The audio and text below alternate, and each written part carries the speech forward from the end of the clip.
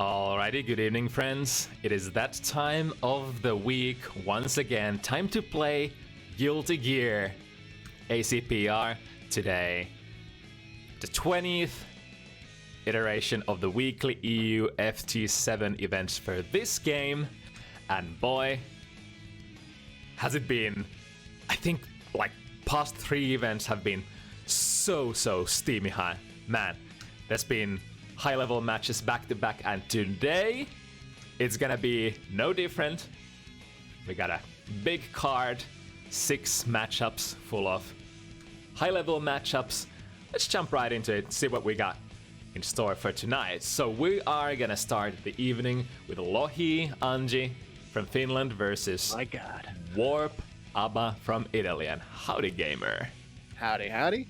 I'm looking forward to these 2 first sets most of all, I think. Like first of all, aantsi, always good. But second of all, my boys, my guy LoHii and my guy Matiibo, both of them in there, about to show their stuff. Can't wait. Yeah, a lot of emotional investment. So LoHii, we've seen him play Faust in Exert, as well as I think they did play Faust in this one as well to start out with. Correct me if I'm wrong. Yeah, but then they heard the call of the glue, and who can blame them?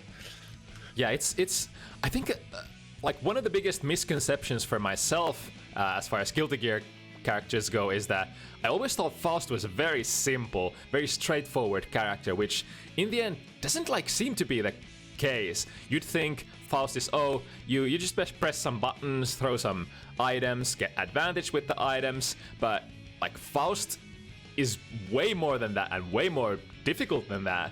Whereas For sure. I feel like that's like the base level, you know, like Right. let's say you're a beginner, you could probably get pretty far with Faust by just pressing buttons because he's got really good buttons. But then if you want to be competitive on like even a sort of like beginner to intermediate level of competency, then you gotta start thinking about like all kinds of FD cancel, dive kick, mix up, harder execution stuff. Yeah, it just takes so much more to get Faust to the next level. Whereas aantsi maybe is as far as fighting game characters go, I would say pretty like way more straightforward, which might be a really good thing for LoHii being a high-level competitor in other games, not necessarily the main, like Guilty Gear not being his main game, but aantsi offers that much more of a straightforward experience in you just swing your big buttons around that power through the opponent's moves via like invo frames or guard points. You just sort of play footsies, but like gorilla footsies, and then you have like your base level okizeme tool big combos. Aantsi just seems like way more familiar in that sense. I think the thing about aantsi is that like it really doesn't take much to get to a point where your game plan involves using your basic RPS tools. Right. Like you basically get to that level the moment you press Fujin, in a sense.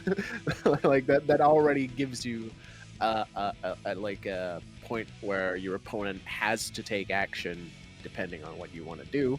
And then once you get the KD, Shitsu, very easy Oki to like understand on like a basic level.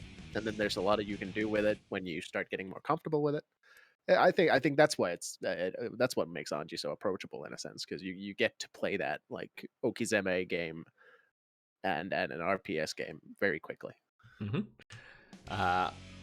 Obviously facing Warp, Abba had some has been playing a couple of times in FT7 so far. Had I think still being at a rookie level, some consistency issues, but we know that we can get past those by playing the game and training. So interesting to see how this is gonna first matchup is gonna go tonight. Following up that Masker, Holy Order Assault from France, facing off against Matiibo, aantsi from Finland.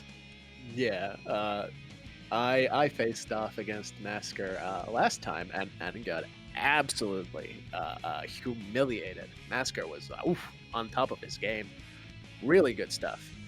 I was thoroughly beaten, and as such, I look forward to seeing my guy Matiibo show me how it's done. I have full faith that Matiibo can achieve revengeance for me. Yeah, Masker really reminded, because we saw a couple of really strong French Holy Order Soul players last event, and Masker had glimpses of that Irish gameplay, just really mobile, really active, doing what Holy Order Soul needs to do. Just seems like a complete package. But I mean, as a player, so is Matiibo. Even though Matiibo has been playing other characters, consequently has also been playing Holy Order Soul before, but now settling in with aantsi. Yeah, it's gonna be interesting to see how that goes. Following up that matchup, third slot of the evening, the Zett Dizzy from Romania facing off against FRCJocker. Not on his main, not on Potemkin, but instead a Pocket Sol. Man, the high level sets start really early today. Like the last 4 sets are like stacked. Yeah, Can't believe it. It's been like that for a couple of weeks now. I feel like we've had a lot of signups, but also like the amount of high level signups is overwhelming. I want to include way more than six matches on the card, but it's just not possible due to the time constraints. Yeah, 3 hours is already a lot to be commentating over in a straight kind of thing, but I think 6 is pretty good. I feel like that's an appropriate amount. Mm-hmm. That said, both of these players phenomenal. It's gonna be interesting seeing FRCJocker. How it's always interesting when high level players bring their alt characters on board, seeing how the fundamentals transition between those characters, because we always say that Guilty Gear is usually that one game where you're sort of married to your main character, because it's there's just infinite amount of information, infinite amount of like situations, infinite amount of stuff to learn for every single character. It's kind of hard to bounce between characters, but still these high-level players bring their alternative characters into the game and do so well with them. And I guess it's a good what's the word I'm looking for? I guess FRCJocker is on his main, like maybe a tier higher than the Zett, and now bringing it sort of even, dumbing himself down a little, if you will, with an alternative character. But either way, we have 3 more matchups to talk about. JMB Kai from Finland versus aantsi Slayer from Finland. Man, I've actually been looking forward to this one for a while. JMB and aantsi, sort of, I want to say, same kind of profile in their Guilty Gear careers at the moment. Both are, I would say, like A+ tier competitors in Xrd, but maybe not competitors that could take high-level tournaments in Finland, because in Xrd we have what I would like to call the big 3. You have Zokhis Potemkin, Snaptastic Ino, and Mirri Venom. If you can't beat all or at least a couple of those players, there's very little chance that you're gonna see yourself in like top 3 positions in high-level tournaments in Finland. And like I think that's like one of the reasons why a lot of these phenomenal Finnish players can't necessarily place in that game. However, in this game, these 2 gentlemen just they put in the effort. They really bring their like the best out. This game brings the best out from these 2 players especially, and that's what makes them, at least within the game for sure. Yeah, that's what makes them so similar in my heart. Question, but certified toxic gamers, my heart goes out to you, my clan. But yeah. Yeah, legend tells that JMB has mastered the Finnish art of kärina, which is sort of like the dark side of the Force, using your heated emotions to empower your gamer abilities. For sure. And of course, aantsi, you know, one of the top slayers in the world, is attested to by the Dust Loop forums. Oh yeah. Certified gamer. Cream of the crop. Hollywood slayer. Really looking forward to that set. But even more so, I'm looking forward to my guy Charta Lord versus my guy Pida. So many emotional commitments as far as the matchups go. Charta shown some really good games so far with Justice, but then he is against that man, the God Slayer, Pida, the man who has conquered many fighting games. Legend tells me that this is an interesting matchup, and when I say interesting matchup, very frustrating matchup for Justice, for Axel does have access to a lot of tools that make throwing fireballs for Justice very, very uncomfortable. And I mean, because you can blow up nukes if you hit them right. So I guess right. Axel's buttons are really good for that, meaning that Justice probably can't run her like zoning as usual. Like, probably has to make a lot of amends for Axel's buttons. Yeah, Axel having access to tools such as like 5B, you can really check Justice at full screen, making her unable to just throw those fireballs out. And I think stuff like Rashosen, even like from mid full screen, goes through the fireballs and can catch Justice throwing those fireballs. But oh no, I think Pida has a pretty good idea how the matchup works and has the tools to make it work. So we're gonna let his gameplay speak for itself once the time comes. And then the big banger, Mirri Venom from Finland against Zett Kai from Russia. Right. I've heard murmurs, legends about this Zett guy, like one of the killers from Russia, but I've never seen him play. So I'm very much looking forward to seeing how this goes. Yeah, a lot of I feel like it's the same story for a lot of Russian players. For they have a very, very high level community, very high level of competition as far as like Guilty Gear goes, especially like as far as this game goes. And some of those names we just haven't seen very often. But I personally, I've seen Zett play. Exerd has a very, very strong Kai in that game as well. But I would imagine the same way that JMB and aantsi get powered up to their maximum full potential in this game, that's probably the case for a lot of his other players as well, who have been playing the game for a long time, maybe longer than Exerd. Could be. But our competitors for the first matchup are present. Oh shit, let's go. We're ready to get started. You know, Warp clearly has way more games, but you know, look at my guy LoHii's almost 50% win rate. What a destroyer! That's a pretty decent achievement for a rookie level player, I would say. But then again, can we really say that LoHii is a rookie? Because like he is a strong player in other fighting games. He's top Street Fighter players in Finland. He's definitely got the fundamentals. That's probably what's said. Ooh, just going for the geek from the right side. Fujin, hell yeah, dude. Is that the way to counter Fujin? Yeah, Danzai, just outright.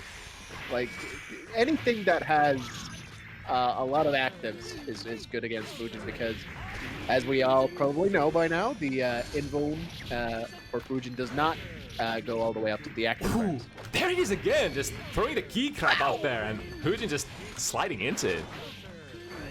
Whoa, what a 5k anti-airs. Going for the FB Rins over and over. The problem with FB Rin and Rin on this kind of like rookie level is that obviously there's going to be a lot more buttons being pressed, and certainly Rin is susceptible to getting stuffed each time. Yeah, that creates an interesting RPS. Well, he's panicking a little, throwing out Shih Tzu way too early. See, it's actually whiffing on Oki. He needs to delay it a bit more in order to actually get it to work.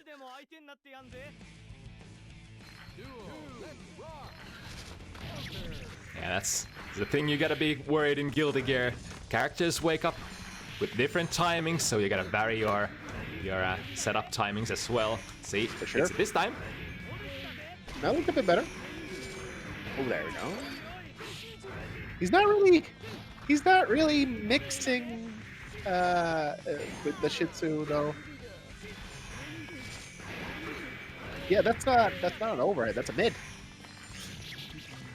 Ooh, another Abara key grab, and here we go into the double-edged mode. But while in this mode, you sort of have a timer. The blood gauge is running out every time you use moves. That's invalid 2 times over. My guy looking needs to tech. Yokomoto. Oh, that was cool, running under Jutsu too. Man, Aba's so fast in this mode. That was kind of cool. I like that. Oh no! Trying to go for the reversal Tenjin-kyaku, but I really like that idea. If he landed anything on block, it would have chipped Warp out. However, not able to land that hit. Also, Tenjin-kyaku is super weird because, like, if it's close enough to cross you up and you weren't blocking cross up before the flash, it hits you. It doesn't look like that, but it is like that. It's weird super. Yeah, and I think it also has like some weird stuff as far as like how you can pick it up after the super. I've seen some really weird combo videos. Oh, that's a stun, by the way. I don't think LoHii knows. It would appear that he lacks the critical information. Mixing it with 5D? This man is playing Stride. You can't go through projectiles from such a range. Ooh, and there it is. Fujin! You can, of course, go through projectiles with Fujin, but it has to be really early, and then the projectile has to be really close to you. Because, again, the actives do, or the invuln frames run out before the actives hit, so... Yeah, and depending on the projectile, some projectiles just tend to linger on the screen for a very long time as well. For sure. Although Aba really not known for her projectiles, has a couple of those, but definitely not part of the BMB kit. Oh, there we go. Cheeky little low there. Usually you want to kind of go mid-low, and you don't want to go for too deep necessarily. Ooh, nice! Was able to pick up the aircraft, forcing Warp to burst there. A little too far. Usually the Shih Tzu Oki, you want to run 3P for the overhead and 2S for the low, because then when Shih Tzu 2 hits, you can pick up for a full combo. Like the LoHii's use of Shih Tzu is really interesting. Much more of a throwing it out like as if more of a like a neutral tool to control the matchup, like a very standard fireball, which yeah, it's not really. Because if Warp was, you know, privy to that, they could easily just jump over it and do something, because it does have quite a bit of recovery. Yeah, and I think like a lot of startup as well. So much so that you could probably react to it and instant air dash in for a punish. I think so. In that same sense, whereas the Blood Ball is really not a standard BMB tool for Aba, the Shih Tzu's the same way, not for aantsi either. More of a Oki tool, mostly. For sure. Or a very you can specific... throw it out at like that kind of full screen range, but the value is questionable at times. Although in these kind of situations, I would say if you throw out Shih Tzu during your block nice. string pressure, and the opponent decides to block it, I mean, it is a pressure reset. Oh, sure, for sure.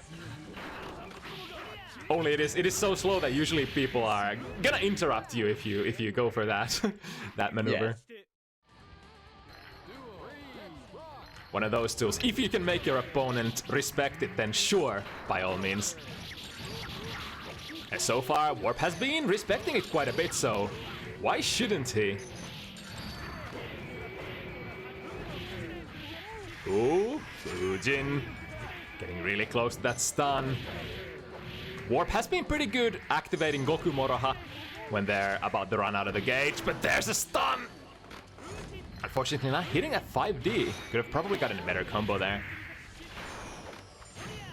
Ooh, Warp has the right idea, but unfortunately, in that non-double-edged mode, Aba just doesn't go very far with that instant air dash.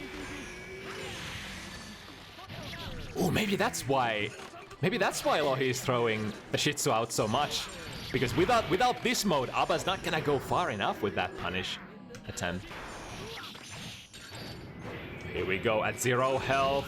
Luckily the double-edged damage can't kill you, and there it is! Warp finds a round.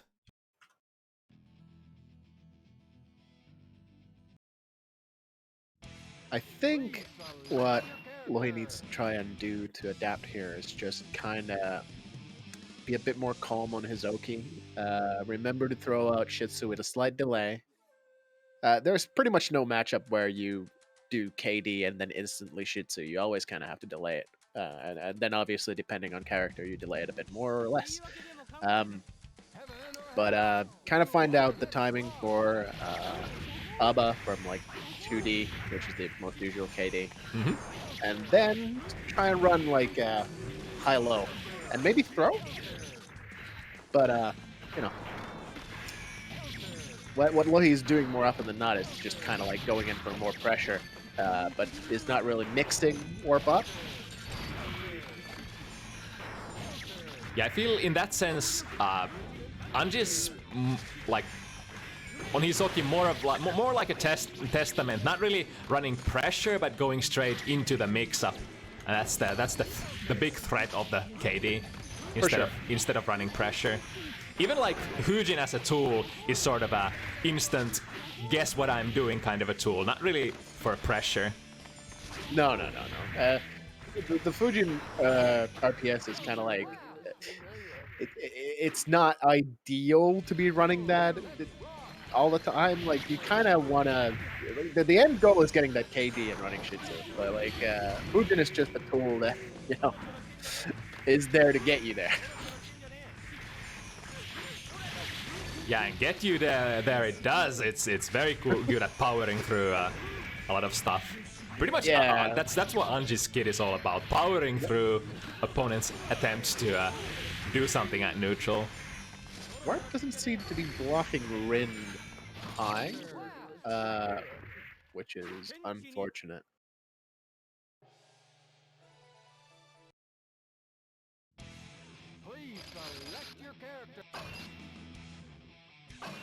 Well, he has been throwing out that FB Shih Tzu a couple of times, but I don't think he's ever like gone for the unblockable with it. He's just kind of throwing it out. Yeah, kind of not getting in the position to do the unblockable. I mean, I guess you sort of need a precise timing for it. So if you want to run the unblockable as a consistent thing, you would much rather throw it out on Oki, because in that situation the timing is pretty much set out for you as long as you don't know the timing. Yeah, you do have to look at it a little bit, because the FB Shih Tzu has a very different kind of speed to it than the normal one. So you can't just like do it the same way.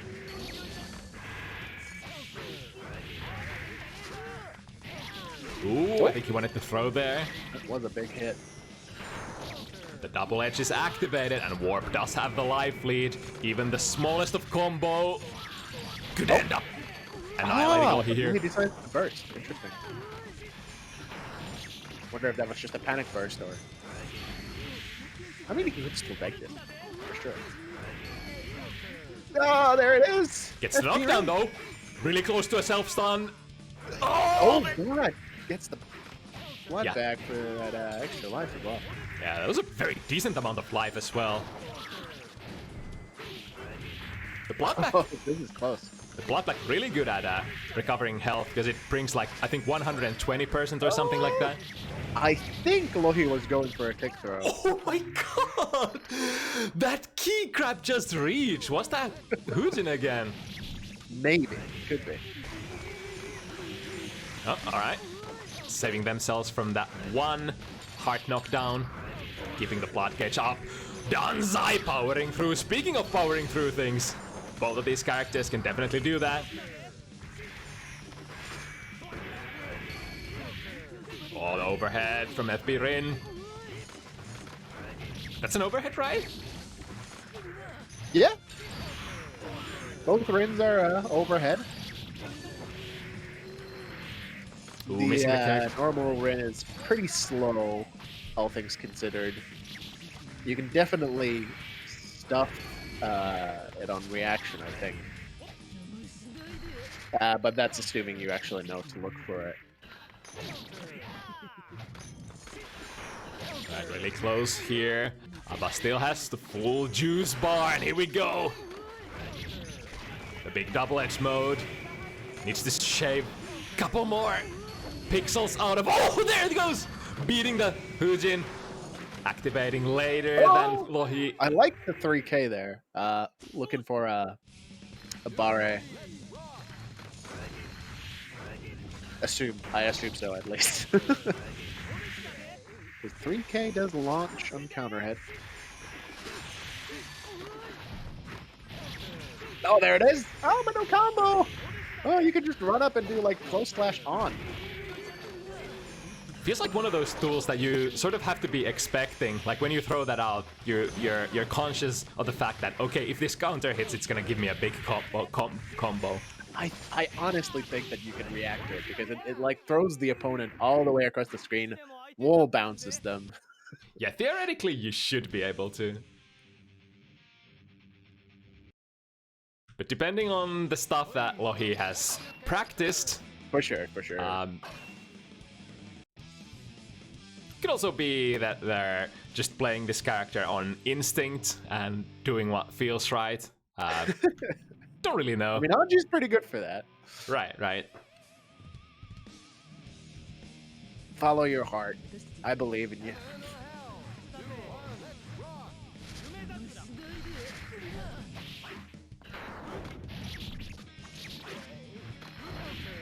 Oh, again, that's been happening countless of times. It's like Warp is placing themselves in a position on the screen where they can whiff the key grab, and if Anji comes in, the Hujin's not gonna hit, but instead gets sucked into the key grab, giving Warp the double-edged mode.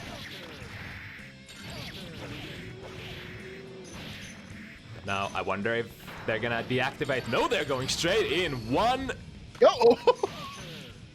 hard knockdown. FB on? Oh, man. It's the Goku Moroha activation. Oh, the block string. Oh, the 6P counter hit as well. That's got like a million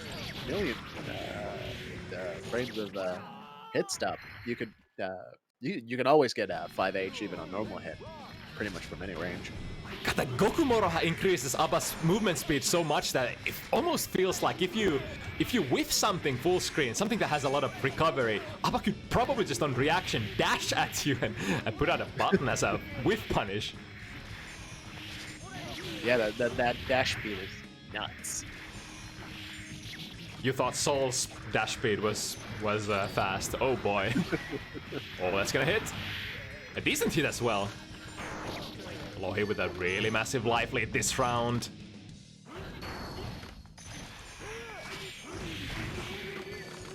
Oh, deciding to burst here. Interesting. With 0 life left. Oh, feels like that burst might have been a mistake now going to the last round without any. And there it is again, whiffing the key grab that has so many active frames. First knockdown. Need 2 more to get the self-stun. That's the second one. 1 more. Ooh! Saved by the key grab there. Deactivating Moroha mode. Ooh, that looked so much better. Yeah, that's exactly what LoHii wants. I feel like it's much better to just like go for the mix-up, just calm and get maybe like a little BMB conversion into the blender once again. Gets you so much more value than trying to do something super difficult and missing it altogether. Oh, but here we go. Has to burst here to save himself. The blood back activation giving a little health back, but not much. And here comes the Hujin. Oh, what an anti-air though. Still not over if Warp manages to land here, but oh, that's yeah. If something's happening when Tenjin Gyaku activates, then you're done. It's gonna hit. Please select your character. Surprisingly good super. But I guess due to how well you can put your meter into play in other ways, you don't really see it that much. No, it's kind of like if it's gonna kill or if you don't really have anything else you can do, I guess, you know, throwing it out can work. But usually, yeah, you know, Aantsi has a lot of ways to spend that tasty meter. Yeah, which another testament to that is that, like, you can, using 25, you can get an unblockable with the use of that FB shitsu, but you don't even that move you don't see that often. You'd think like, oh my god, unblockable. I'm gonna spend all of my meter on that, but then you had stuff like FB Rin that is just phenomenal. The main thing I see here is that like LoHii has he's hurrying a lot when actually in a lot of these situations Aantsi has like a lot of time to do what he wants. After hitting FB Rin in the corner, you have like 3 days to get that pickup. Like you don't have to panic. Just kind of like you can walk up, press 5S on, or you know, whatever. You can do anything you want. Yeah, timing stuff like that comes definitely with experience. Ooh, we got some combos, decent chunk out of LoHii's life bar, but we need more. We need way more.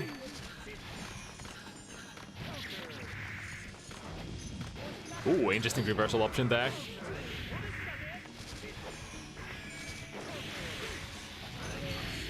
Oh, that's gonna be a self-stun. Oh, that's so unfortunate. That was LoHii's round to take, but here's another option.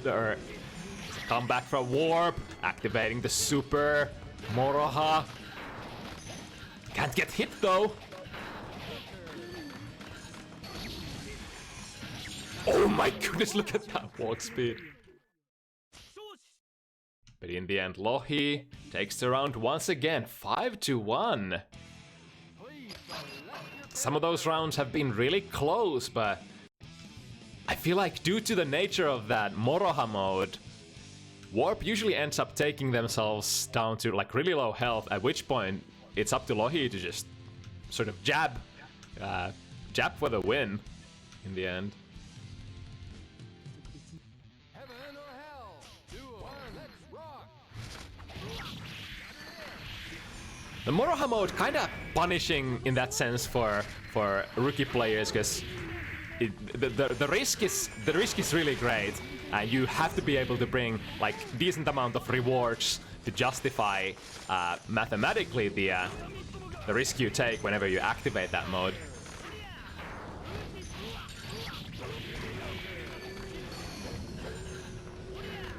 Alright, LoHii closing in again. The Hootsie situations, that's gonna... Oh, unfortunately, the Shitsu ruins that heart knockdown, and if you don't get heart knockdown, then the blood gauge is not going to not gonna go down. One knockdown away. Ooh, Warp barely gets the activation there, but loses the momentum as the downside. Interesting JD there. Obviously, the blood back only recovers health. in terms of how much, like it only recovers the amount of damage you've done during Moroha. So if you just pop it, it's not gonna do much. Oh, tried to go for an OTG, but not enough. Whoa, there we go. That's a good There strike. it is. Stop throwing that shit. That's the punish that we were talking about. The instant air dash against neutral Shih Tzu. Man, that's not gonna fly if the opponent's ready to react. Neutral Shih Tzu? Not really, I think. I mean, I guess it might be, but... The butterfly's not gonna fly. Also, you know what? One thing that I don't see my guy, Mr. LoHii, using enough is Anji's beautiful, picturesque art of a super jump. We need that movement. Yeah, that's a very interesting feature of Aantsi. I wonder if they're gonna have it in Strive again. God, I hope so. There's a part in the Anji trailer that kind of looks like he does a super jump, and that it looks like a standard, just like really high one. And if that's the case, I'm really sad. Oh, that could be the combo, dropping it though, and the super once again! Is it enough? No, the guts! But the 2D. The low.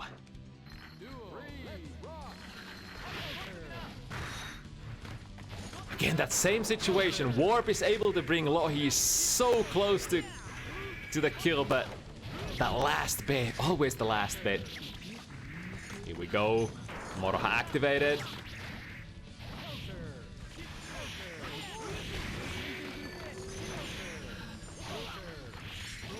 Oh, really nice opportunity to juggle. There's a knockdown, activating Goku Moroha, getting the gauge full, but oh, got still hit by the butterfly on the way down.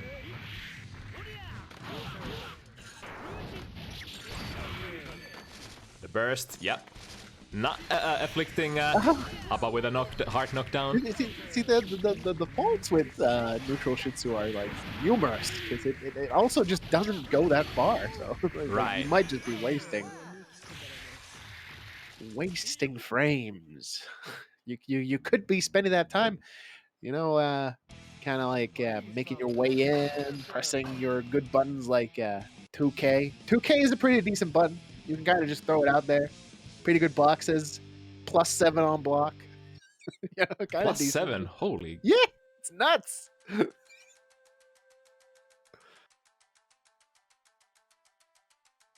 That's like Guilty Gear for you. This character is not even like super pressure oriented, but then you have like buttons like 2K that are that plus on block. Like, imagine like a fighting game where you have a button, a modern fighting game where you have a button that's like +7 on block. It's like, Oh, sorry, my bad. It's actually +6. yeah, but close enough. It's Close like enough. that's a lot of plus yeah. frames. You'd think you can do anything during that window. Yeah. No, you can pretty much do stagger pressure with it. It's really good. And it really does have excellent range. Like the animation is kind of deceptive. It goes even further than just reach there.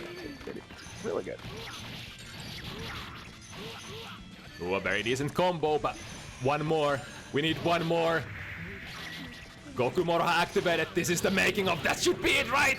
If he, oh no, he doesn't pick it up. Penjin Gyaku whiffing. All right, there it is. Oh my goodness! If LoHii was able to steal that round, that would have been sad. Sad day.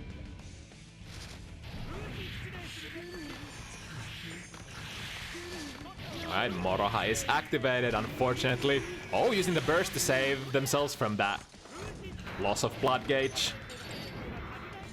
Now so much risk on LoHii. If Warp just manages to steal it, that's pretty good amount of damage.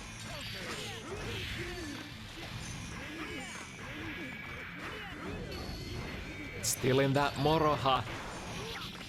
Activating a blood pack here would give so much life back to Warp. There it is. Just jumping on over that Shih Tzu. It's just, I don't know. I feel like you could be, you could just throw out Fujin instead or something. And again with that super, stealing around. It's doing a lot of work. It's relatively quite a high amount of damage if we disregard usual BMB combos. If you can't bring those optimal combos on the table, then just like a single super can deal a lot of damage, to be honest.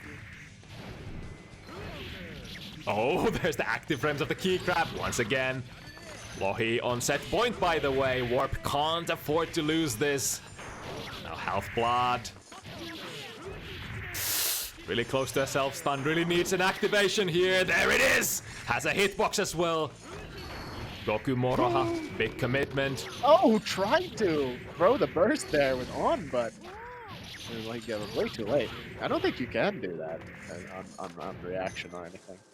And in fact, on doesn't work on burst in itself. It does not actually like soul steal. Ooh, nice. Unfortunately, if only. Nice spacing there on the mid, evading the dead angle from LoHii, but it's not over. Here comes LoHii, needs only one, misses the Shih Tzu! Oh, big counter hit, immediate burst from LoHii, he knows. And again, going over the Shih Tzus, that's, oof, that's free real estate.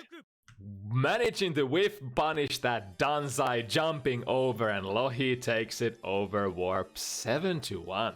Man, I think, like, that was, surprisingly even despite the score, like that sort of thing, where Warp was getting rounds consistently and a lot of rounds were very close. Yeah, it was basically down to the last pixel, almost like half of the rounds.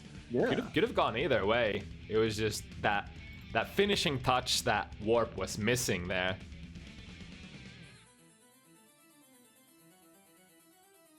Alright, coming up next, Masker, Holy Order Soul from France versus Matiibo Aantsi from Finland.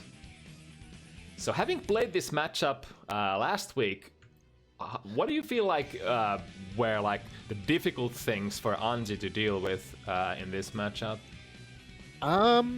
Well, because I think dealing with the pressure was really difficult, and I don't really know how to deal with Order Souls like, like Gunblaze and that sort of thing. I don't really have my head wrapped around that, but I think Matiibo has a lot stronger grasp on how you should deal with those tools. In fact, he tried to help me out with that, but I didn't really have the time to stick. I'm a bit of a slow learner in that regard.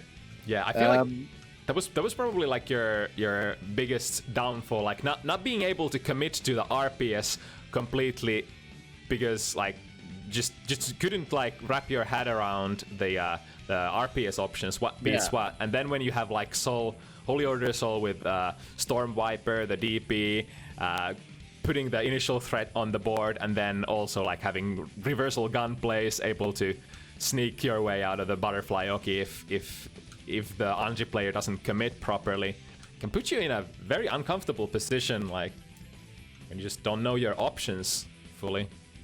Yeah, another thing that really like surprised me was like I practiced anti-airing Order Soul. I think it's a JS, the button, the fist forward, here I come button that most characters just don't get to anti-air, but Aantsi actually can with guard points, because if you just do like 6k guard point P, and that's actually a very serviceable anti-air. But I feel like Masker was aware of that and was doing like these delayed jump-ins like really high up above that like just, I don't know, it's hard to describe. It feels like he was aware of the fact that Aantsi can do that. So I don't know. I'm interested to see how this goes. Is it JH? JH. Yeah, JH. Yeah. It's funny. It kind of looks like a jump P, but it is actually the and heavy Rocket button. beats Fujin. That's ugh. That's very interesting. I think it's because Rocket has a lot of active frames, and then Fujin, as I've said like 5 times now, but let's keep it up, is not invulnerable until actives. It's not a true reversal, even if Aantsi players use it like one. And I guess anything that moves forward a lot, such as like Rocket, can sort of whiff punish Fujin after the infos are over as well. I guess, yeah, but if Fujin whiffs, you can still do the follow-ups. Right.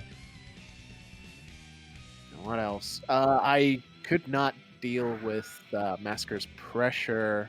I was trying to look for guard points, but like that crouching overhead was really busting my everything. Like, that button is nutty. I have no idea how to deal with that. Please select your character. All right, Masker.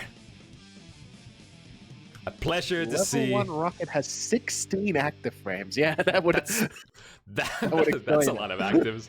Holy. Wait, what if you meet it with that? What is it on block? Plus a lot. Although I'm not sure how much recovery Rocket has.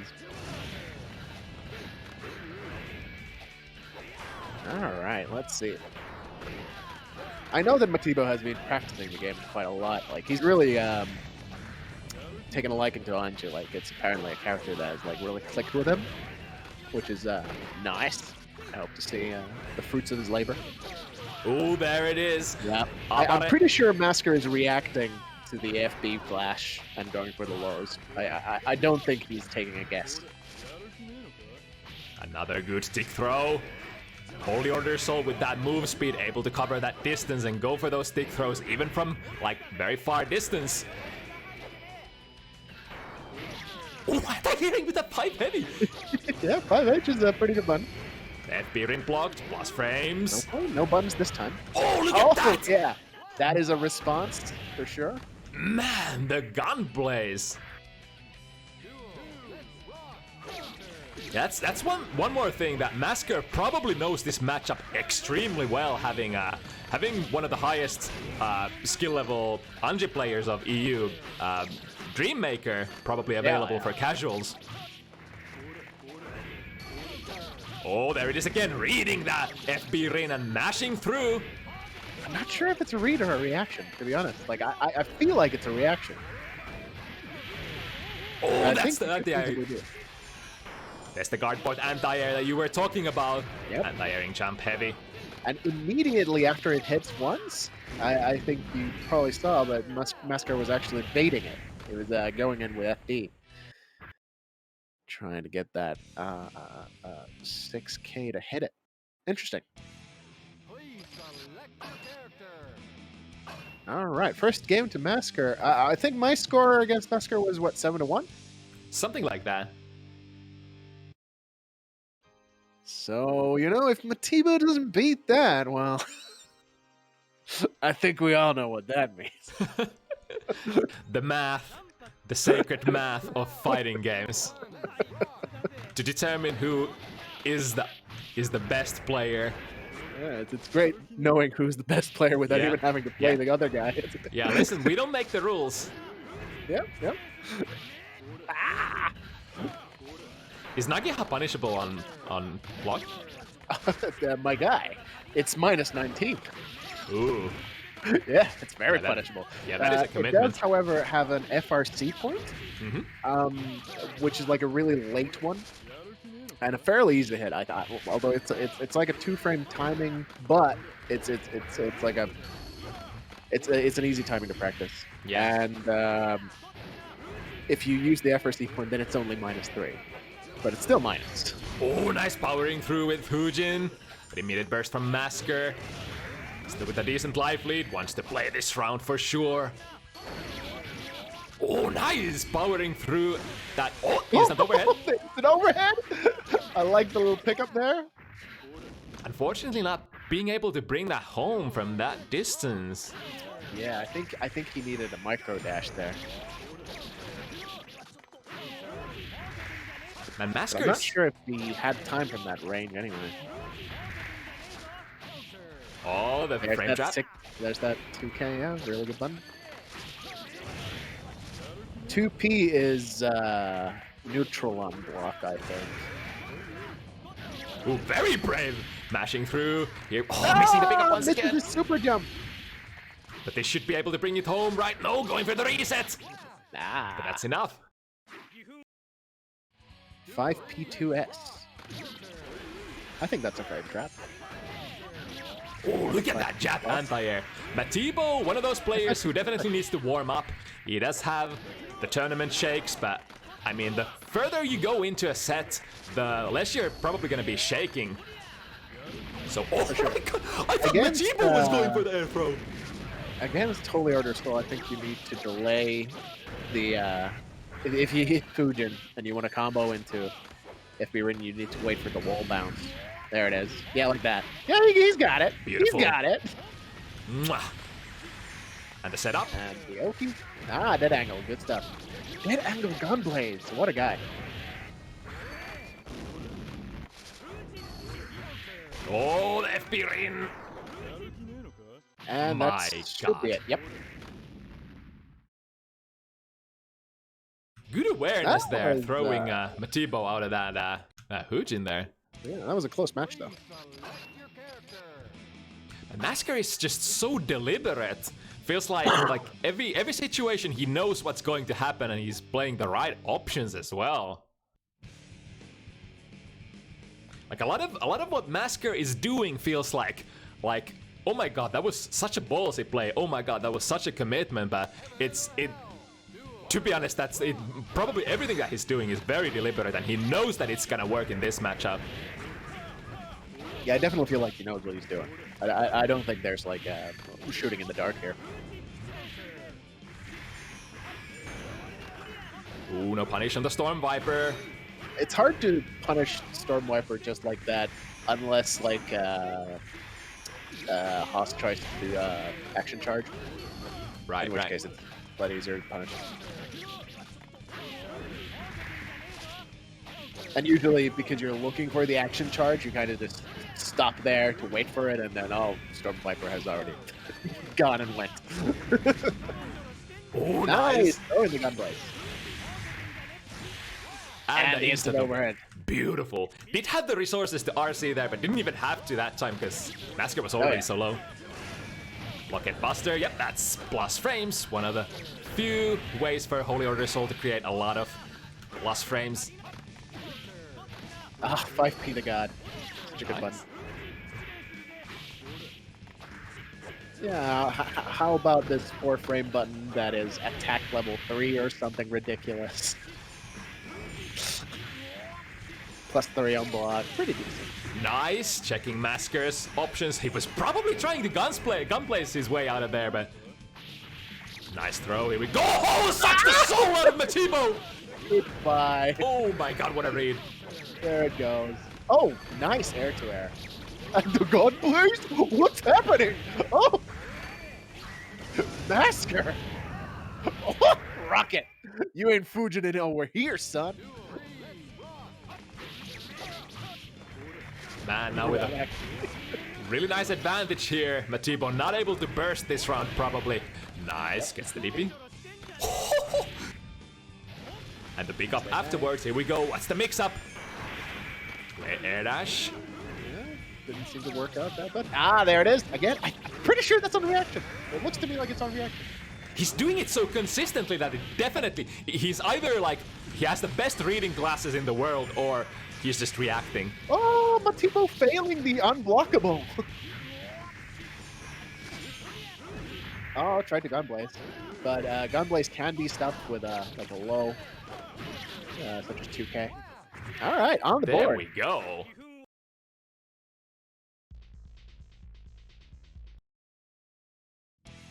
Okay.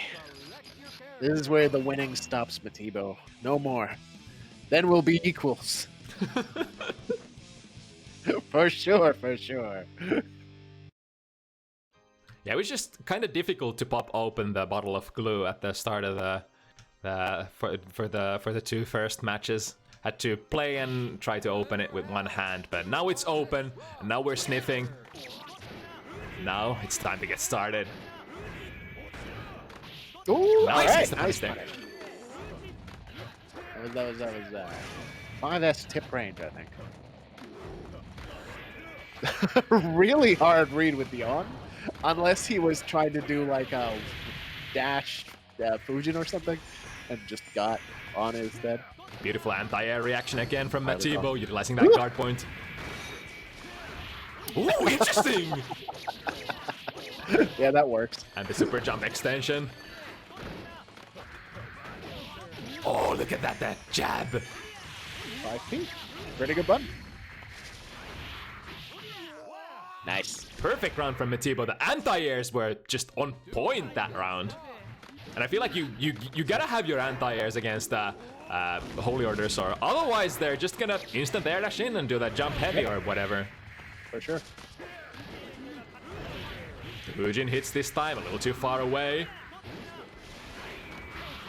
Lost That's frames. plus. Yep. Oh, jump burst there! Because why wouldn't it be plus? Ah, JD, stop sign in the air. Another comeback attempt from Masker. We have level 3 on board. One hit could do Oh. a lot of damage. Fujin in through the overhead, and the instant over. That's really doing a lot of work for Matiibo. Oh, unfortunate there. I would have liked to see Masker go for those level 3 combos. The thing about that instant overhead is that it's pretty good for finishing rounds. You do get a nice little conversion out of it with meter as well.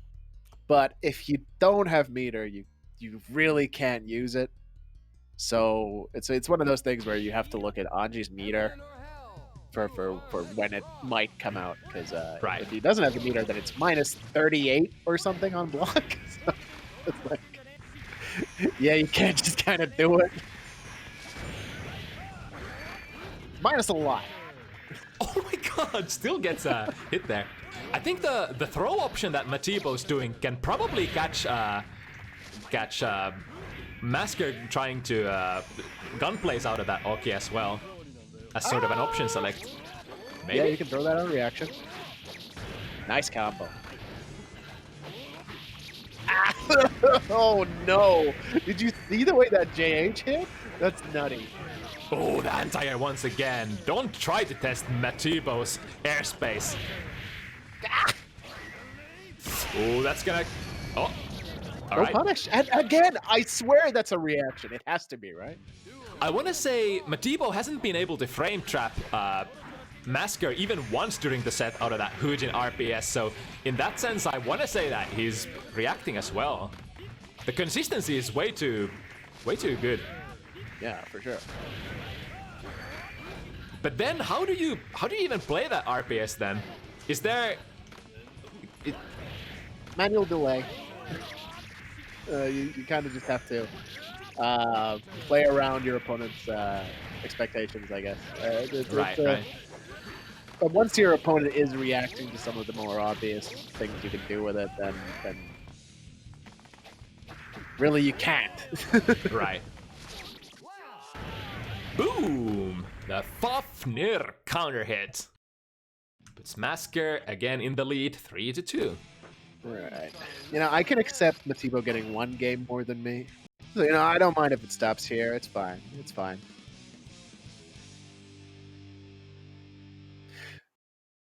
Yeah, what Crascabaras is saying in chat is pretty accurate, I think. Not reacting as much as expecting. So, you know, if you're in that RPS situation, and especially if the opponent is throwing out the same options again and again, like, you know, obviously Matiibo has been throwing out that FD Rin a lot, as Anji players are wont to do. It's a lot easier to be ready with a response. Which is why obviously you want to mix up your options with one. Right.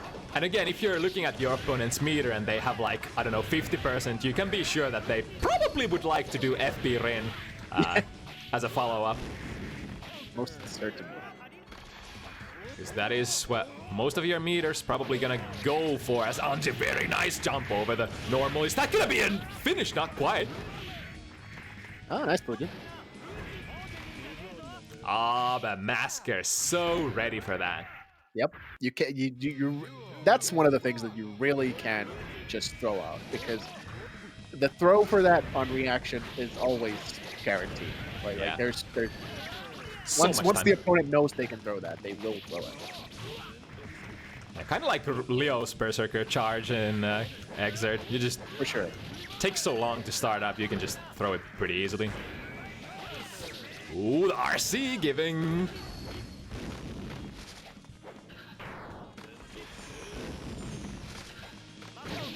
Oh my god, 5D! Jocker, I think this is an intermediate set. But even like high-end intermediate is pretty high level in Sure. ACPR. I do think that, like, I was saying it last week as well, but I think Massacre might apply more to the advanced category at this point. Like this guy is really good.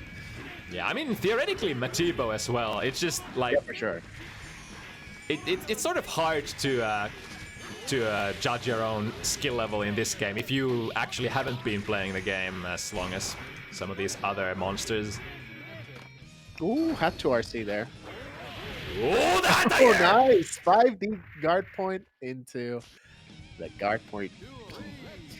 Very nice. Eskaga said you're the reason he's an intermediate? I think he's advanced. Personally.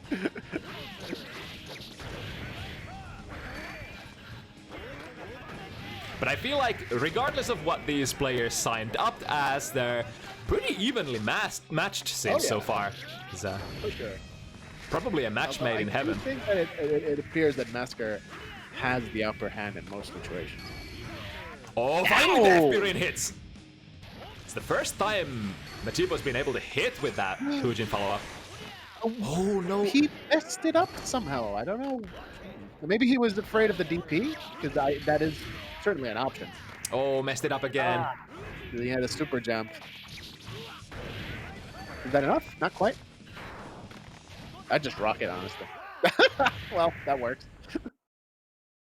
Yeah, I can't really afford to make a lot of those combo dropping mistakes against Masker, the caliber of play. Because he's gonna abuse you. He's gonna make you pay for dropping those round-winning combos.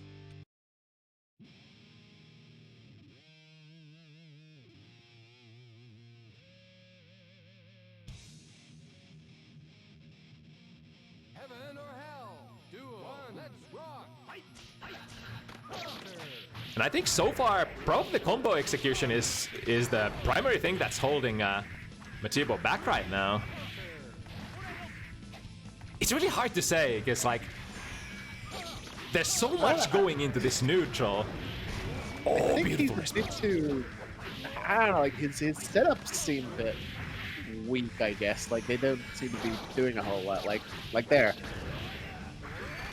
I wonder if it's the reluctance to, just letting Masker get the level 3 full bar of juice. Oh, well, the one thing Matiibo hasn't shown even once in Shitsunoki is I think hard this is read gonna on. Hard read on for the jump outs, because Masker likes to jump out of it a lot. So you could just challenge that with on.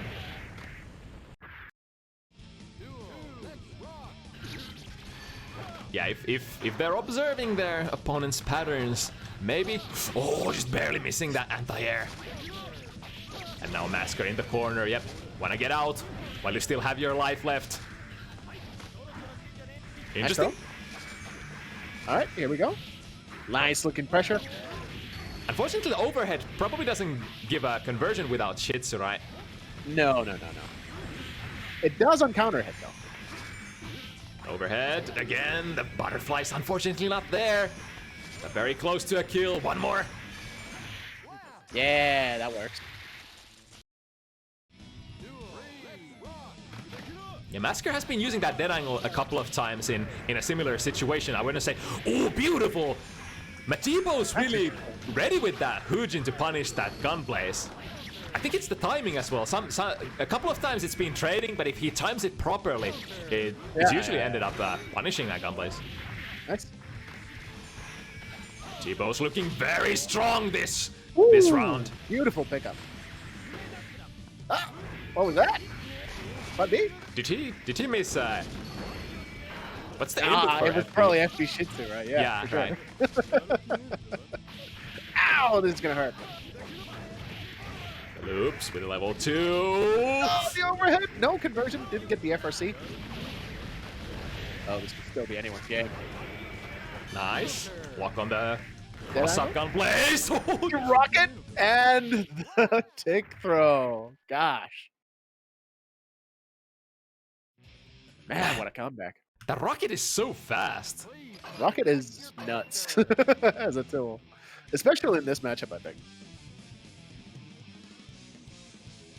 5-2. All right. Yeah. Wait, what? Oh, I think Matiibo mashed. That would be the hands that do be shaken. Heaven or hell. Duo 1, let's rock.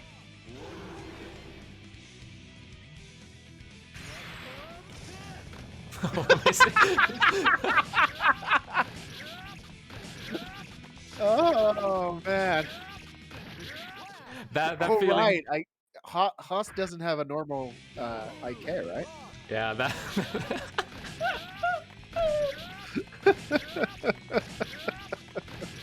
That feeling when you're not quite sure how the hitbox of your IK looks like. All right, let's get the right characters on board. And before he just mashes again. All right, no, we're fine. I mean, that is a mix-up for people coming from Xrd or any modern fighting games. You'd think you can just press the button for a rematch, but unfortunately, Imagine having a rematch in your online lobby system. wow, that's so advanced. So advanced. Duo 1, let's rock. All right, Masker still with 5-2 lead here. Oh, nice pickup. Into the corner we go with On. Let's set it up. Nice. Oh, but Double missing. roll. That 2K is really good because it prevents Haas from doing gun blaze to try and duck the. Yeah, this is kind of what it should look like when you have your blender going. And all the rounds that Matiibo has won have been like this. You just sort of get the advantage very early to the round, knock them down, and just keep looping that shit, Suoki. For sure. Oh, what a response! If you go for normal Rin too close, it's terrible. And I think Masker has been throwing that follow-up Rin from that spacing like 3 times out of 3 so far. So Yeah. not a coincidence once again. Ah, nice. Nice. There it is. Good to see. Good to see. Oh, Ooh. see, that's what I'm talking about. He needs to deal with that jump out. Just do on. Do on once, and they won't do it again. They'll regret it.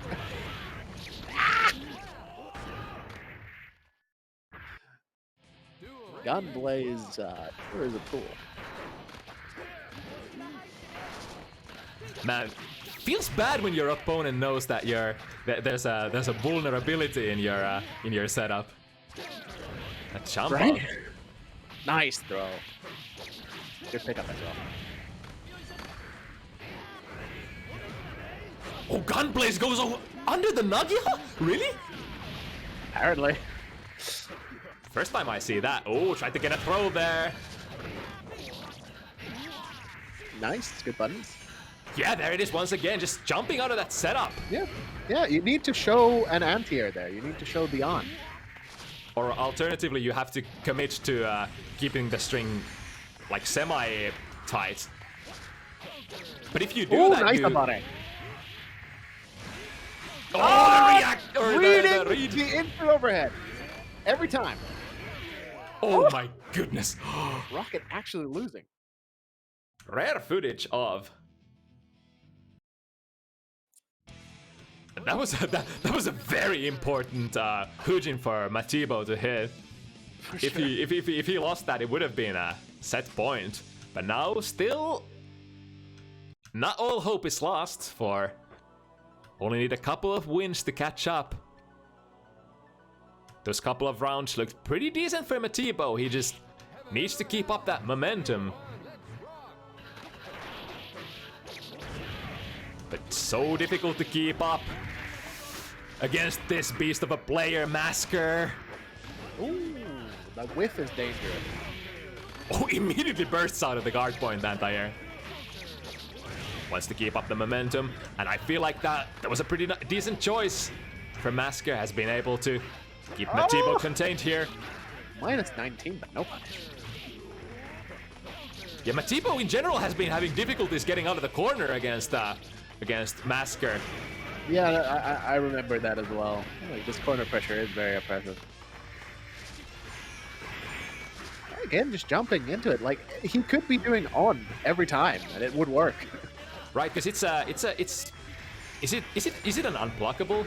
Like not a hit crab? Yeah, it's unblockable.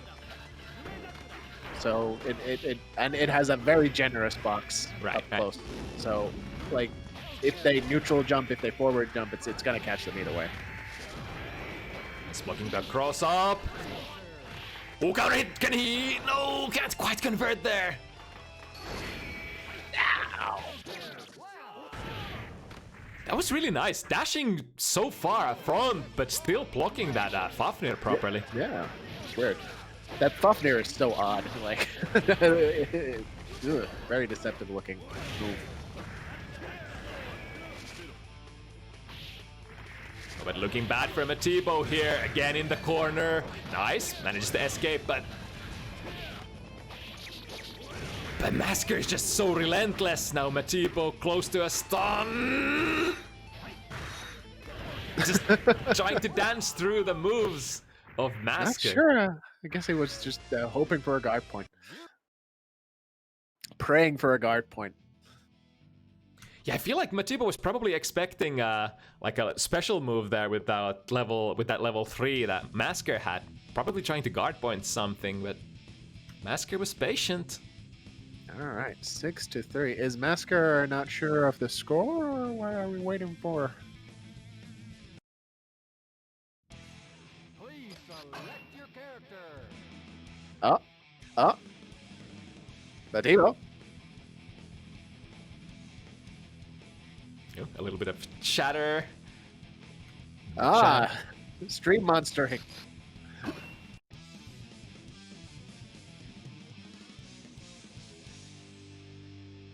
All right, 6-3.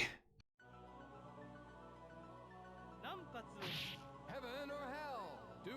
Let's rock. Let's see if we can salvage the situation.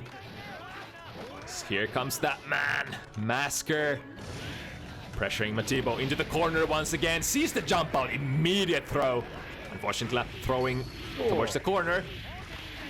Nice, the full combo. Oh, it dropped, but you know what? Hey, if you didn't take out of it. Oh, bursting against that. Ooh, you don't do that if you don't have meter, guy. Minus a million. Ooh, barely jumping out of the Fafnir. And again in the corner. You don't do neutral Shitsu. All right, manages to maneuver out. Using that jump D to delay his momentum. I think Masker was pretty smartly anti-airing there on the landing. And Matiibo still has a chance. I'm jumping Very again. sure. Every time. Well, not every time, but very often. Oh my god, that Fafnir coming out so slow. I mean fast. It felt like he was almost trying to whiff punish that 2P with a Fafnir. And you probably can if you just predict the timing. It's so fast. I suppose, yeah. Oh, flying out of the corner. Now Masker on set point. Matiibo desperately needs this. Looking good Nice, so good far. pickup. Oh, got the jump install and everything, but still dropped the combo. 6S jump install, basic Anji thing. I can't do it, but you know. Have to spend the burst here. Level 3 on Masker. The damage is on the. Oh, is that gonna be enough? I don't know. Tam Tam? No, not quite. quite. Decent damage though. Oh, Oh my god, no respect. No respect. My. Masker out Masker. here saying, you haven't earned it, sir. I will run at you and press 2P. on your Oki.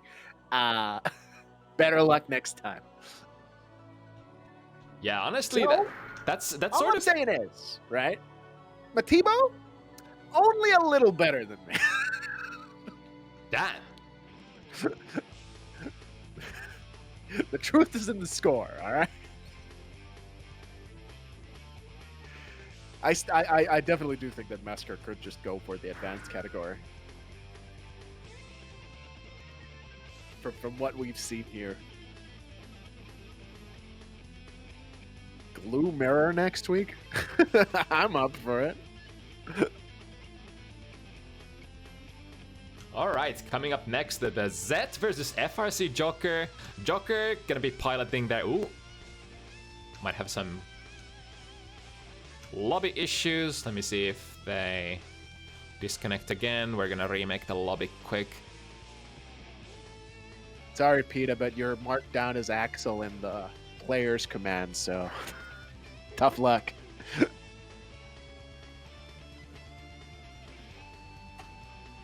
Behold. Please select your character.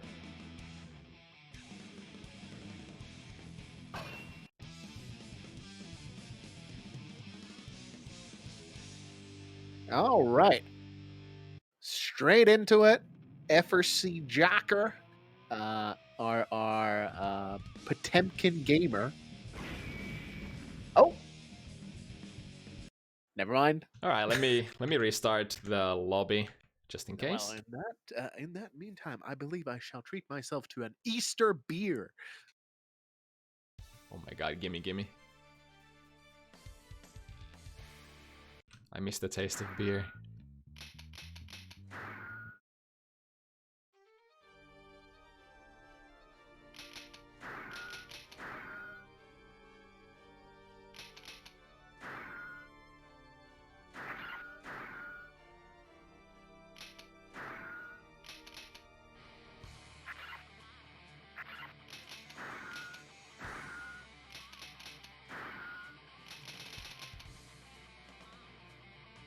There we go, the lobby is up once again.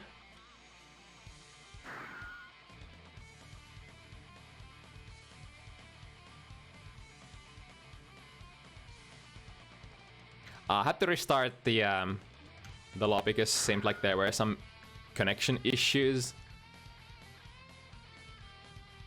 Alright, but we're ready to go once again.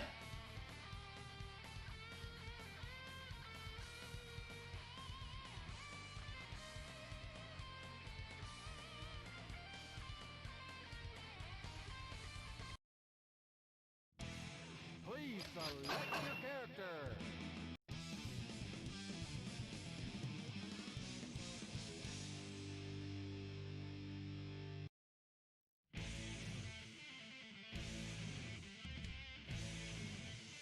All right, how is Daddy's little girl gonna fare here?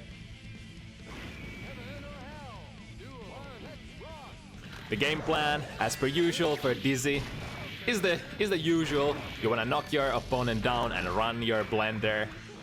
And Soul probably just wants to get in and destroy Dizzy at close range. Dizzy very pixie-like, very low stun resistance, and as far as dealing stun damage, Soul is probably one of the best in the game, or one of those.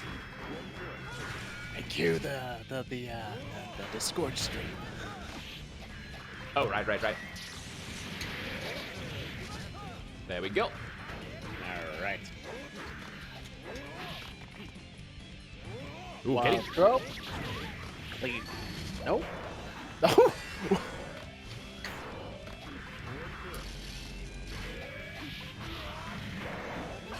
Oh, interesting choice there to back out of the Oki situation. I wonder if the Soul DP is difficult for Dizzy to deal with.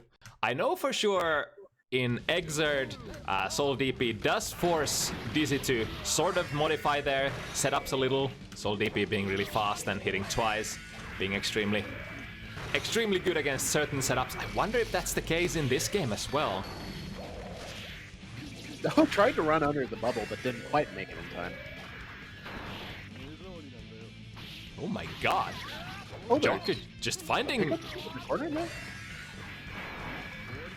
late air dash blocked. Such good defense from Joker. Straight into the clean hit loop. Missing it though. Oh my goodness. Instant block air throw dog. Oh, that crossed? Really now? Needs one more. Has the meter to spare. That's such a good option if you can make them block the Grand Viper there and you have 50 meter, you're essentially getting out of that difficult Oki situation with the use of 50 meter, and you would definitely take that every single time against a blender character like Dizzy. For sure, for sure.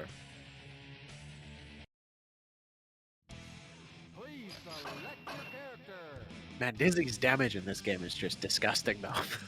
Just putting it out there.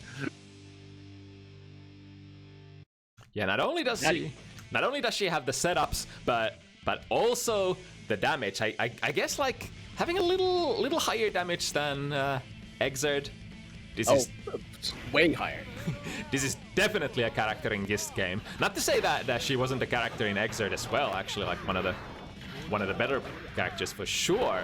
I'd say Dizzy's like top 10 in Rev 2. Probably. Yeah, easily. But in this game, probably closer to top 5.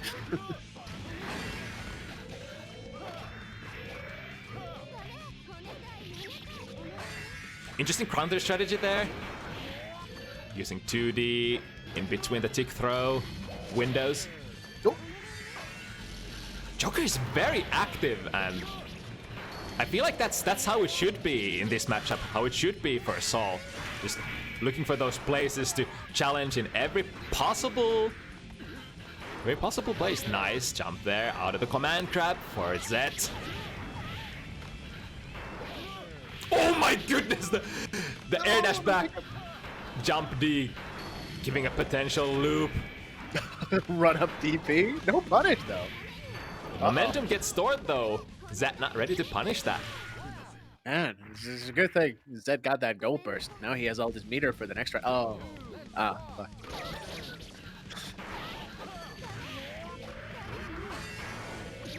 Yeah, it's really weird. Even though Dizzy in this game and Exert should be, they're like kind of similar, but in the end, really not. I think this version of Dizzy is just so much more like Better. Yeah, it's like in this game you're playing Dizzy in steroids. Oh, able to jump out of that unblockable super. Cashing out, spending 25, and catching. Oh, that was a nice catch, but not quite able to hit confirm. Still, nice. Still, JH the God.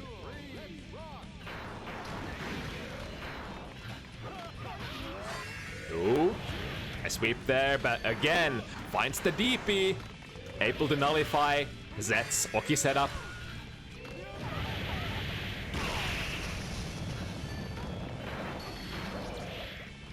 Man, I feel like Zett hasn't been able to get their blender going at all. Most of the hits that they're able to land is from neutral.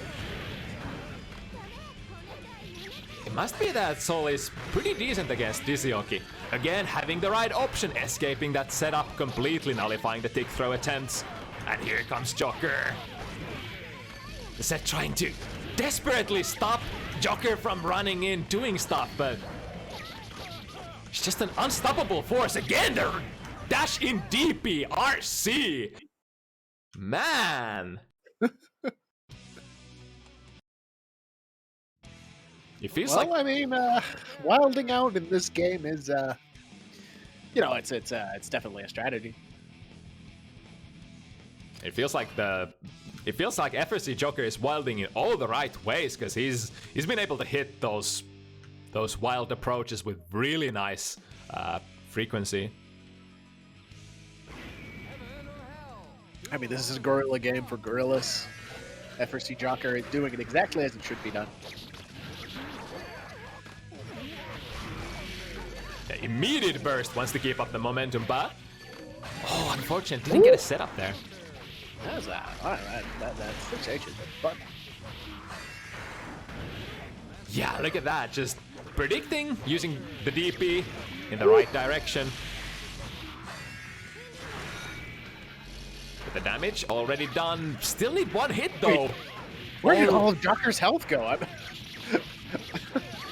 Oh my god, is he actually gonna steal the round missed back? it. He is! What a comeback from FRCJocker. The Zett started out really strong getting those blender mix-ups in, but Jocker just completely shifting it up, reversing the situation. Missing the pickup. Again, the pressure reset with instant air dash, and again gets the hit. Frame trap with a DP RC. The momentum. Had to burst there, but is it too little, too late? Because Jocker has such a life lead here.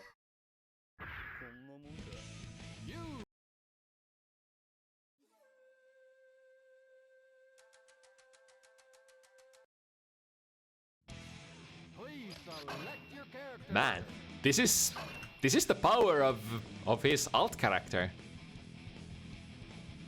Man, this is mighty.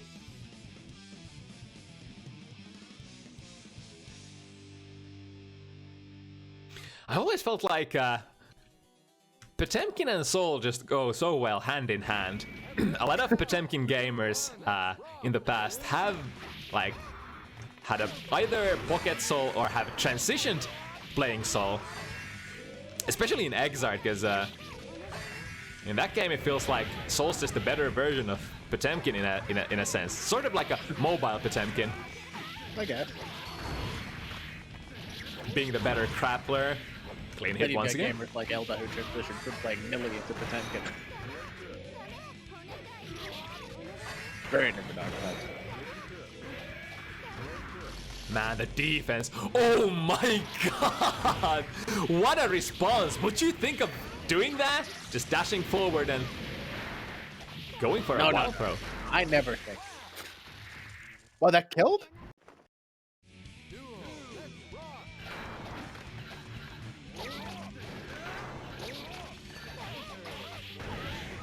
Nice, making that jump B. Conversion into DP. Man, look at oh my goodness. FRCJocker is just all over. I can't blame the Zett for not being able to keep up with this. And again, just straight in there with a Grand Viper, and here we go, the damage out of that Grand Viper conversion. Holy crap. Oh, catches the backdash but doesn't get to convert out of it. Nice, finds a pretty decent option. Chases the double jump air throw. Beautiful. There's not a single place in the screen where the Zett is safe, even that high up in the sky. It's like FRCJocker knows where this is gonna be. Nice jump out of the mix-up, but it's not good enough to get out. You need to grasp the momentum as well. Nice backdash. Oh, just trying to run on under the bit there, but Ooh, missing the throw attempt there. nice throw.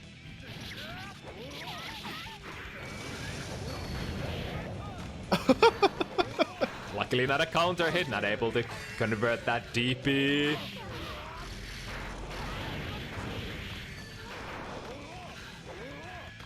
Barely missing that air throw. And here comes Jocker. You're done. No burst of speed. Oh, missing the Fafnir. No worries. Was a reset. Ha! Man, it's 4-0? Jocker going ham. Please select your It's so weird. It's like I don't. Most of the time, I don't understand what's going on in the screen, like on the screen. It's like Sol is doing Sol things, and it just seems to find his mark with a very, very high accuracy. heaven or hell. Duo. One, let's rock.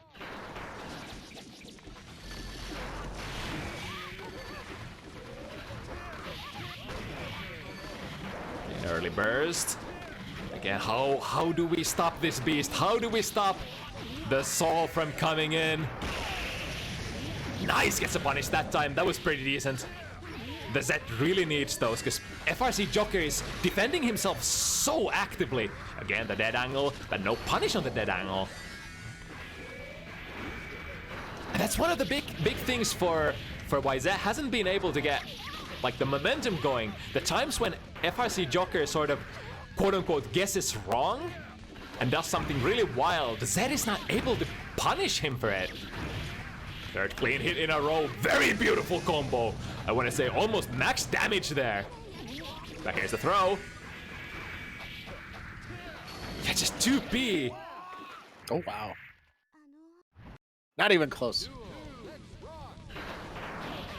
I feel like FRCJocker he has put the fear in Zett so far. He's like, that 2P mash shouldn't usually be a thing against those stick throw setups. Listen, if there's a will, there's a way. Oh my god, Nice snatching air. out of So the air. And here we go, using the FP to get a guaranteed clean hit. Ooh. Yeah, not getting a lot of those clean hits, like, just normally, but still, you know, making it work. Yeah, you do what you gotta do to put the damage on the table, and so far FRCJocker has been putting quite a bit of damage in there. But speaking of damage, the Zett, nice! Finally able to get on the board. All right. Please select your character. I wonder if the Zett finally slowly finding the options to call out those aggressive defense attempts from Jocker.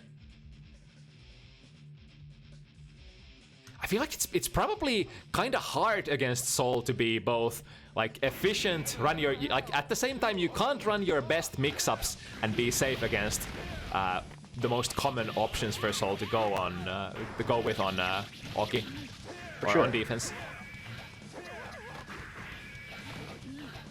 Ooh. There was a way out there, but he didn't take it.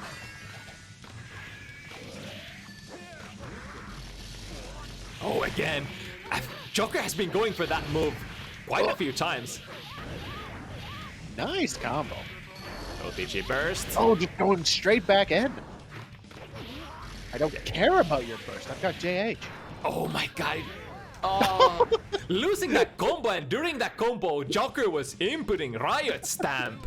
That was like a neutral jump delay DP. That was weird. Alright, a little too far to run the Oki. DP? I don't want to fuck that up. Nice. It's a very nice option.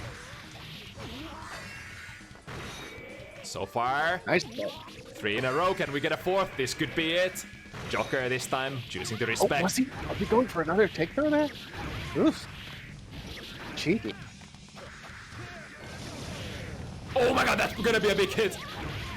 The Zett is gonna be getting their first back, but man, Joker is so good at just hunting for Dizzy up in the air, not letting Zett get away with summons for free.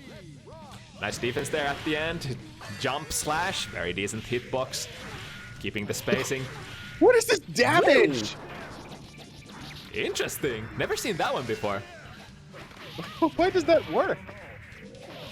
That's not fair. All right, getting the conversion a little too far again to run the Oki. Wait, it's insured? Why not, bro? Oh my god, that's a big starter. Here we go with the damage. Spending 2 FBs. All right. Look at the damage! No. It's one more. Catches the backdash with the jump jump Well, heavy. clearly the high damage goes in the family. Like that. Oh, oh, that's so scary. Oh my god.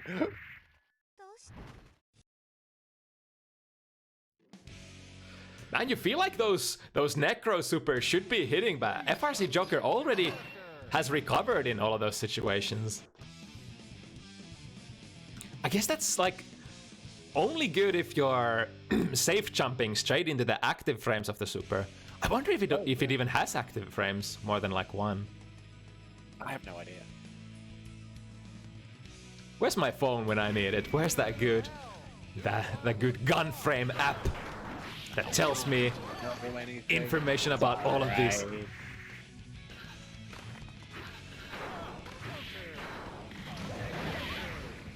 Oh, big trade there. And again, Jocker finds a way to... But I feel like the Zett has been getting much better as the set has been progressing, able to read the trajectories that Jocker is coming in with.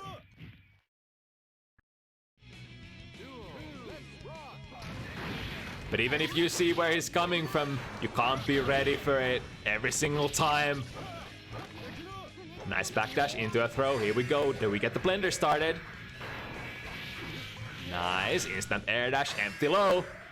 Getting decent chunk of damage in. Ooh, do we have a punish?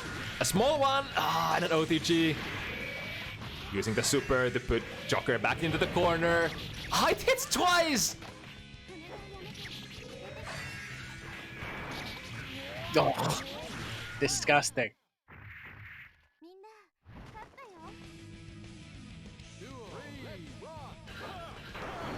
It's super important for the Zett to finally get decent rewards out of their Oki situation. Again, Jocker's just looking for that. That must be on reaction when he sees that arrow projectile being put out. He just runs in and throws.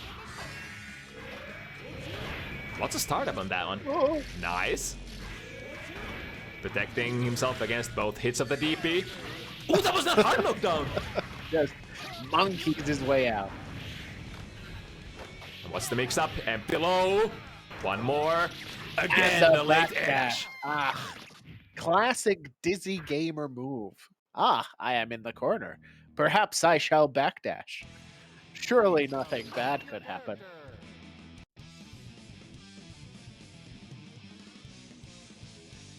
Dizzy does have a pretty decent backdash, but that option that Jocker has been using to read it, the late air dash jump heavy from Soul, catching it with big rewards every single time.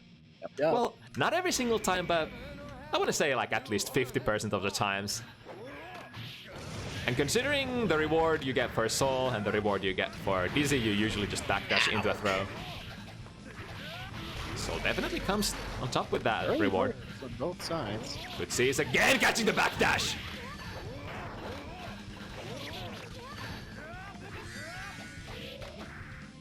Nice maneuvering over the mouth. Oof. Jump. And again, no bubbles for you. Oh, the 2D recovering in time. Ooh, very nice. Crouching under that instant air dash and going for the jumps. Sorry, 2S. Again, the multi-hitting DP of Soul just seems to power through all of those mouths with ease. Punish here, yep. Getting the maximum. Jocker doesn't have a burst here. Looking very good for Zett if he's able to keep it tight. Frame traps with the ice spike.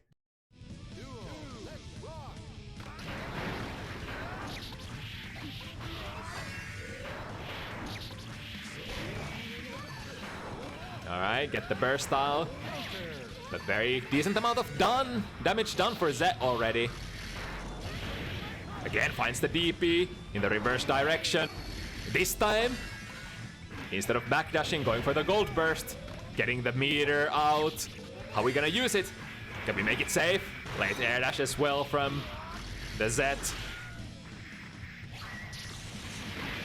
Hold still.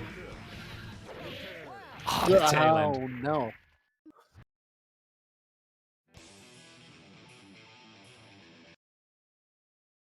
Yeah, the Zett definitely starting to find their rhythm. But we still have ways to go. FRCJocker on 5. The Zett on 3. He wants to come back. He needs to work pretty hard for it.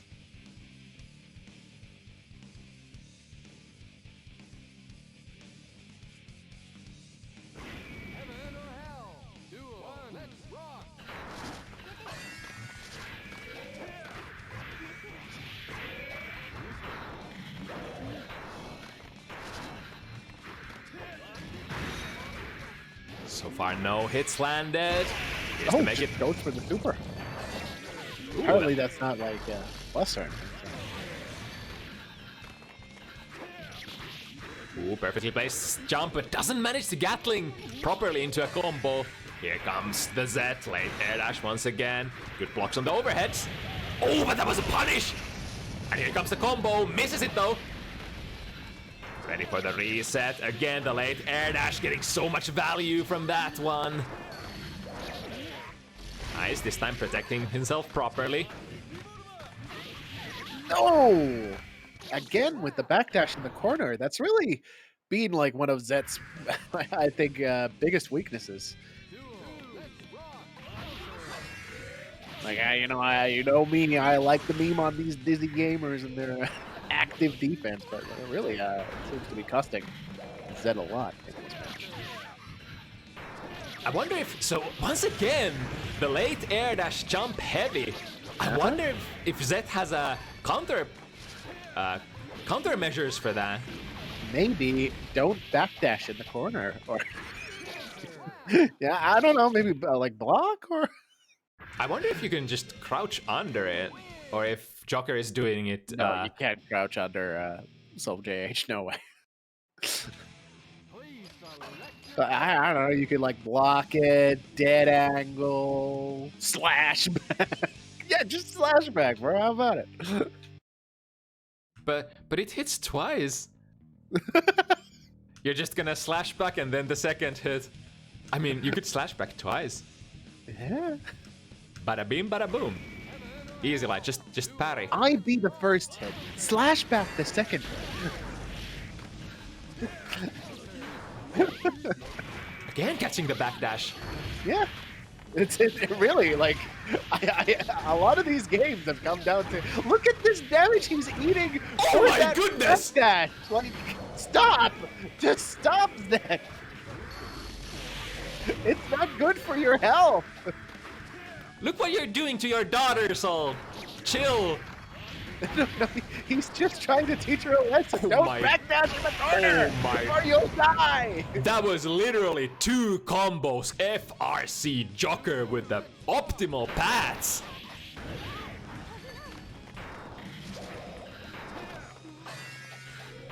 Really? Alright, here's a punish. Time for Zett to come back. If there's a time to shape up, it's right here. What is with that? Zett didn't backdash, but like a bar raid on Wake Up. And the JH worked for that as well. Oh man. Oh man, this man is styling. Zett is doing everything except blocking on Wake Up like that. Oh, is that it? That is it. That That's is it. 7. That's unfortunate. What a show, man.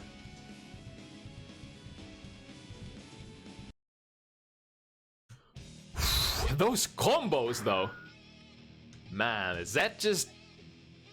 He did a lot of things right, but...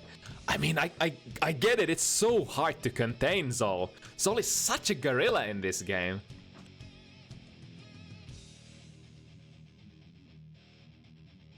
I feel like that's definitely the way to play Soul. I haven't really seen like a really high level Soul gameplay so far, but during the post. Listen, if high level gameplay is what you want, then that's what you're gonna get, because none other than Aantsi from Dustloop is about to descend upon us. There he is. The one, the only, one of the best Slayer players in the world. I mean, JMB really has his work cut out for him. Wait, that Aantsi? How can he contend with this man?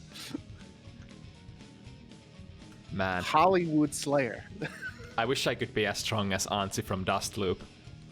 if only we could all be as strong as Aantsi from Dustloop.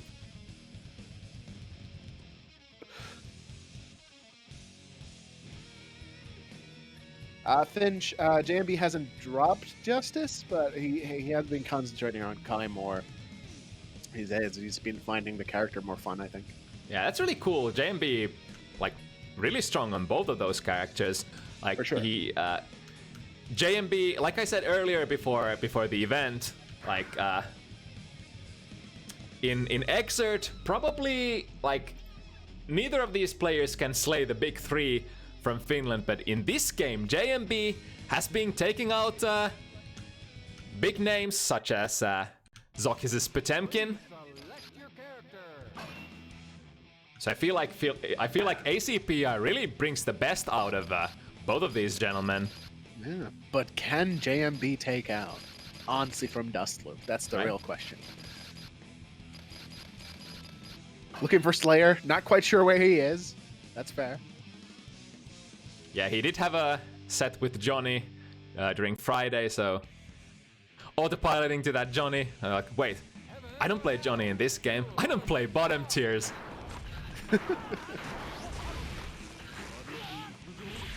And I want to say traditionally, this matchup should probably be rather tricky for Slayer because of Kai's tools. Has a lot of ways of limiting Slayer's natural movement. Very, very horizontal with those backdashes, those dandy steps, and the follow-ups. For sure. Kai, of course, in this game is like considered like not that great, but I think that's mostly because his damage is kind of locked behind really hard execution, and you know it's like a lot of trouble for what it's worth. But his neutral is very, very strong. Oh, the cross-up And jump that's D. usually for Kai.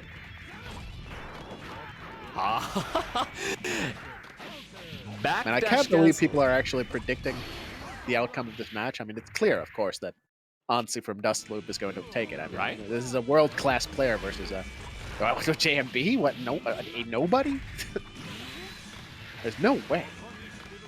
But I mean, true gamblers are gonna play the odds, because everybody's gonna vote for aantsi from Dustloop. So the play is to bet on JMB instead and get the big channel points. That's true. That's true. All right, getting a lot of value. Ooh, 6p, the people's elbow. Oh, spending a lot of Nice meter. FRC. And JMB did show previously all Beautiful those. combo. Oh, dropping the ender though.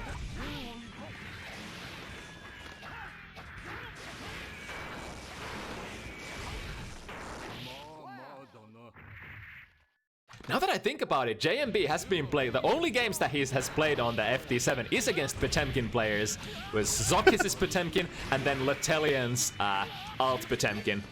Brutalizing both, albeit with against Zokis, he did play Justice. Right, yeah. All right, there's a lot of work to be done here for a humble JMB. Yeah, Quite a the life active frames. Oh, big bang upper, and that's it. No Threading way, the no needle way he there. lives. But what else did you expect from aantsi from Dustloop? Yeah, and the first I'll point never get goes to get to that joke. I'm sorry. It's just so good. is like aunt quotations aantsi from Dustloop. See.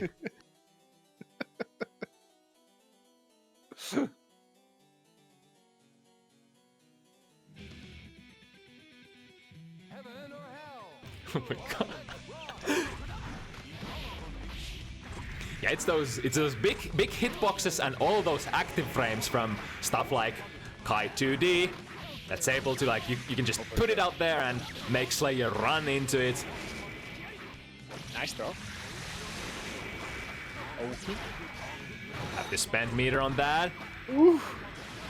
That button's like plus 13 or something. But here's what Slayer's good at. Even if you're plus a little bit, Slayer does have pretty decent options for RPSing even during when he's like super minus. Backdash cancels into specials or dandy step.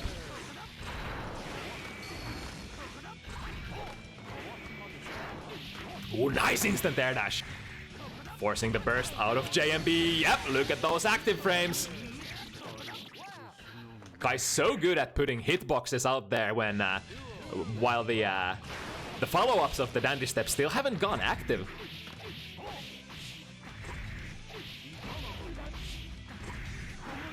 Good reach, good boxes, good actives. Ooh, not quite able to Convert that anti-air. There's the 2D and going through with the FB.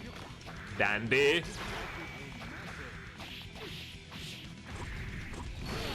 Oh my goodness. Unfortunately, mid-screen, so can't convert that. Nice air throw. Aantsi going, or sorry, JMB going in with the throws.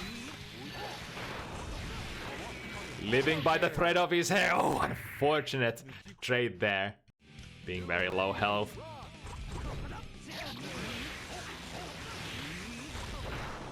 Yeah, reward-wise, Slayer definitely the character to root for. Usually when he hits, oh my goodness, the balls from JMB throwing against It's Late, which usually should be a throw invulnerable there.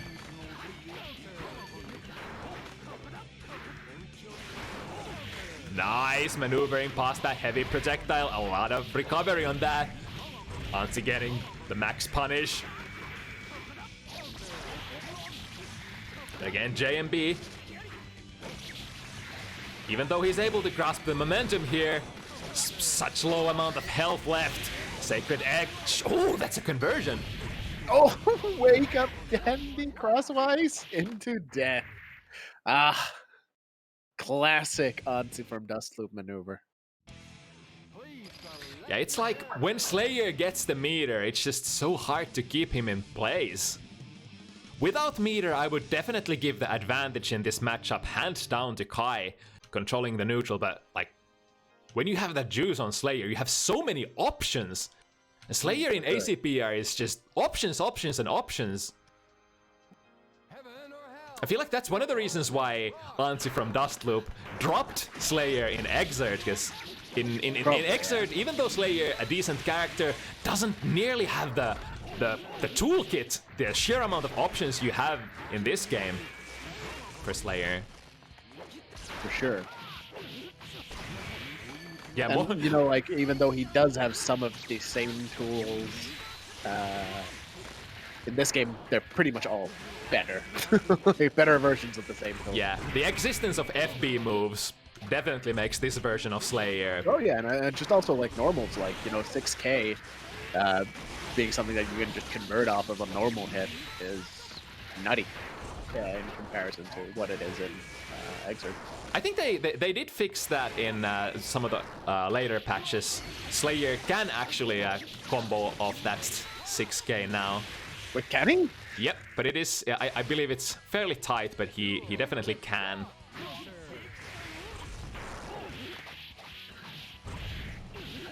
But it didn't used to be the case in the older versions.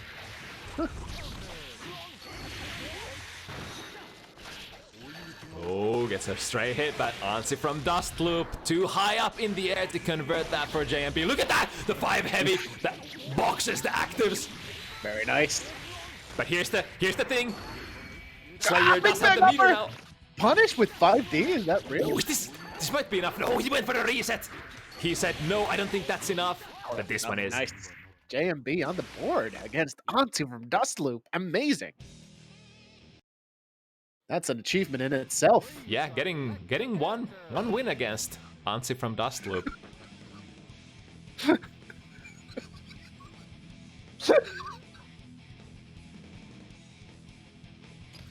I had to mute there for a second.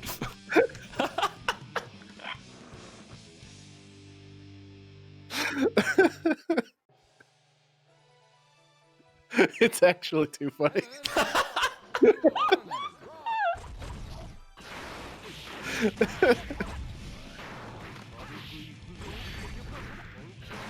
It's like when we announced this matchup. JMB Kai from Finland against aantsi Slayer from Dustloop.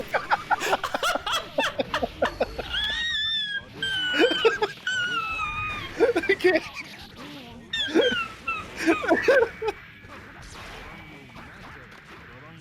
Alright. Gaming. Let's game.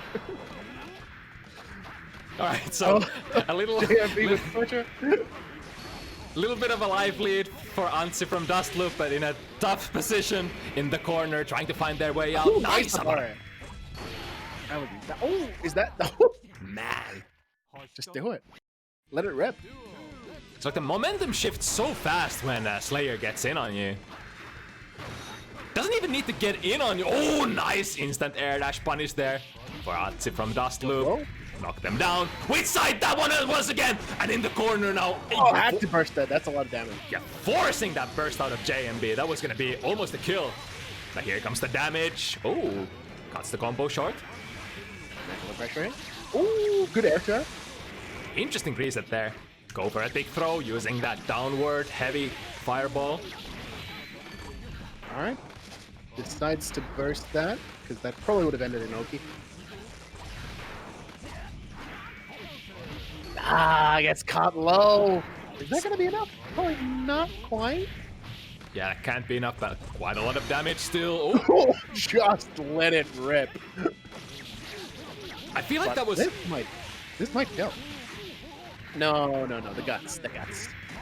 Wake up, 5H?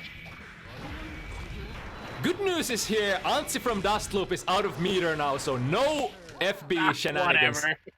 But finds the snipe still. All right. 3-1.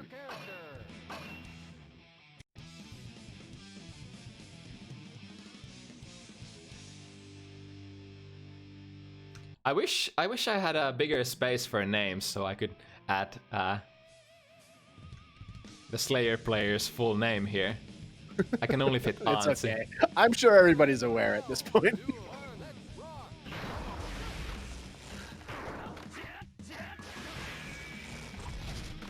Alright, the Futsu's, oh my god, able to find that 2k. Yeah, pretty okay to take that. It's late as a normal hit, while Slayer doesn't have meter. Basically, Slayer's big damage comes from counter hits. And for when he has meter for RCs.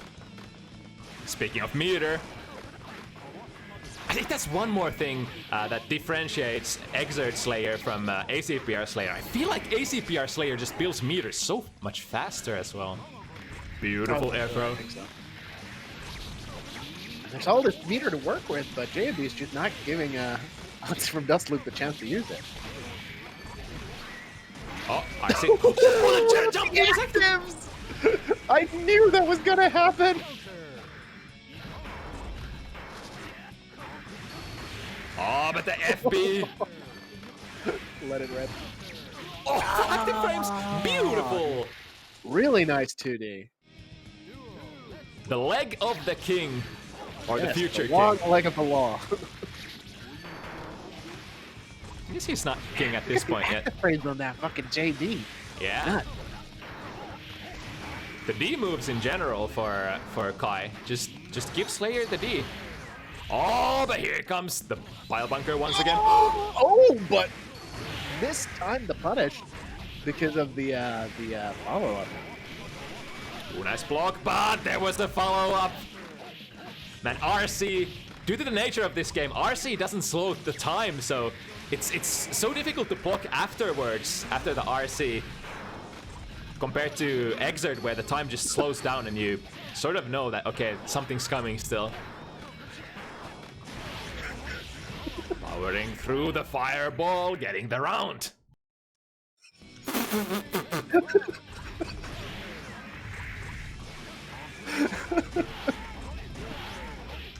Lippy, can you add that as an exclamation point aantsi? Please.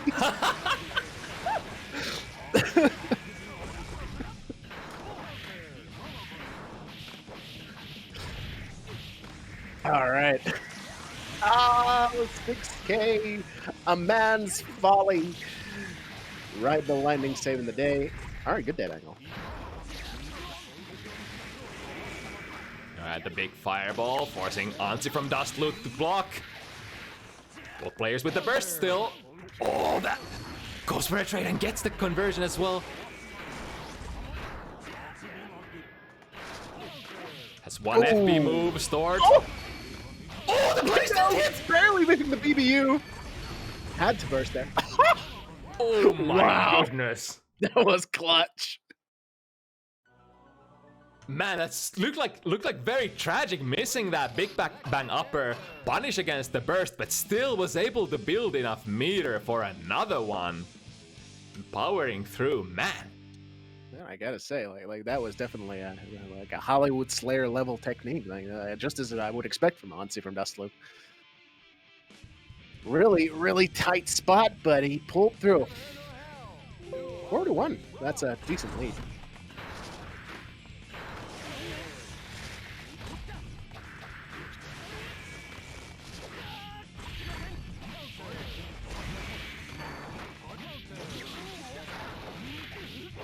Alright, nice. Instant air dash in once again and misses the DP. It's unfortunate for Kai that DP doesn't hit that far away. The arc of that is more upwards oriented, really close to a stun here.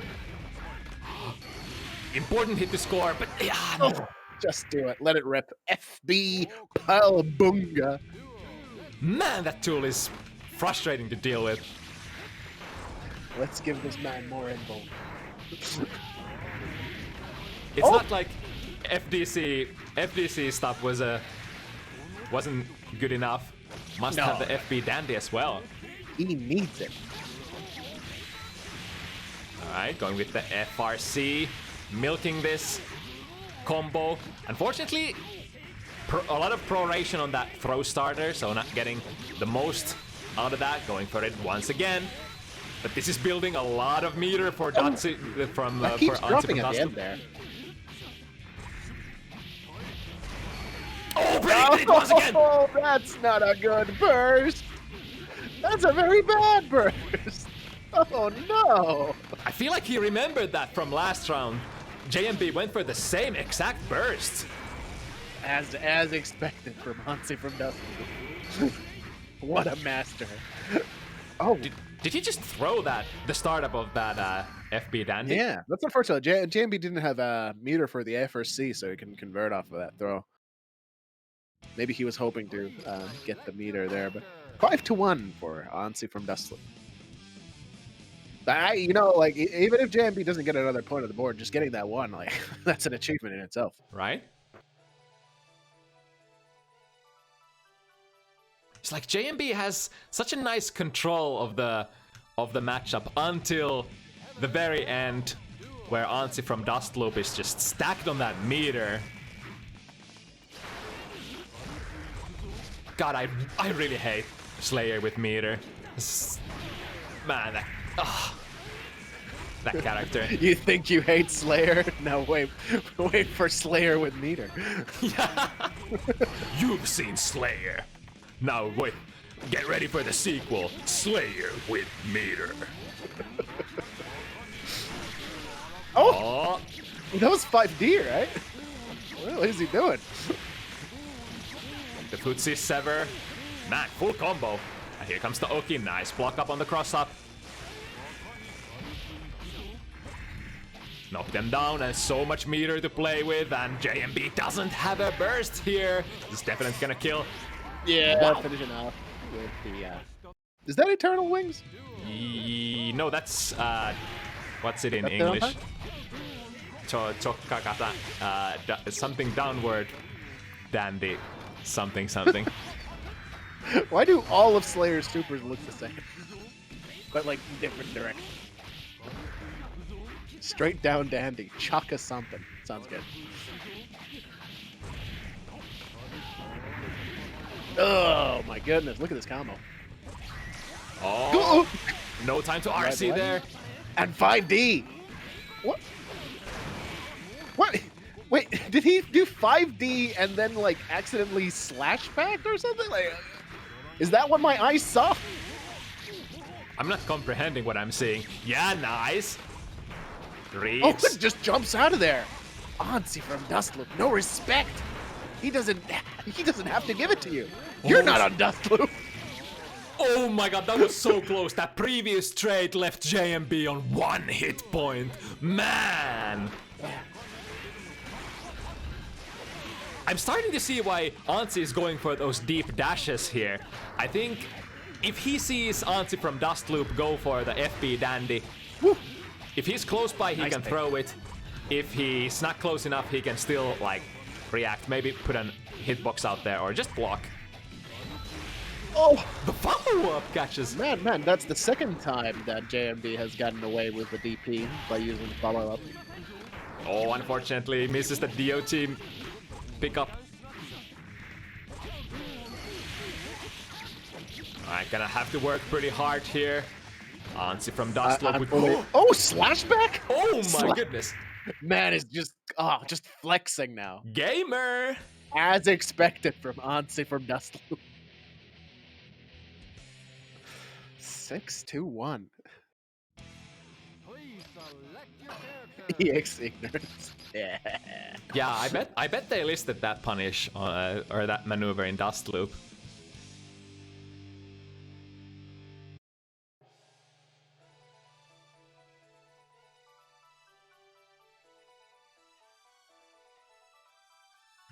Yeah, still somewhat doable, but it is gonna be almost impossible fighting Aantsi from Dustloop.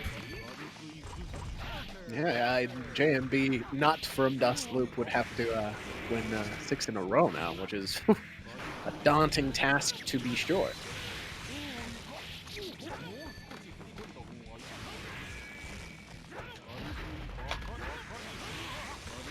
The meter options once again on the table. Oh, 6B! Yeah, that was gonna hurt. Ah, footsies.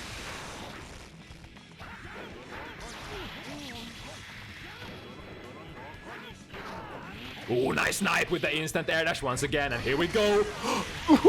Yeah, this time RTL. I think that auto-corrected. Yeah, probably. Ah, the OTG lightning, I love it. It's so cool. Nice. Don't see that very often, but JMB had the presence of mind there. Oh, he tried to slash back but missed it. Chat, listen, you guys can't be giving my guy Mirri any bullying for these matchups because no one could match Aantsi from Dustloop, you know? Mm-hmm. It's not Mirri's fault. It's Aantsi's from Dustloop for being so good. Yeah, for being a living legend. Not many people get in Dustloop. Yeah, exactly.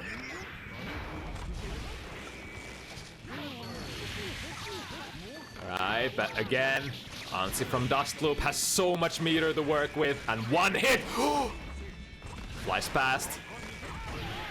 Oh. Man, I feel like he just used an overdrive, and again, he's stacked up on that meter. Cross up. Oh my goodness. What's the next? Oh, just pile bunker, I guess. Yeah. All right.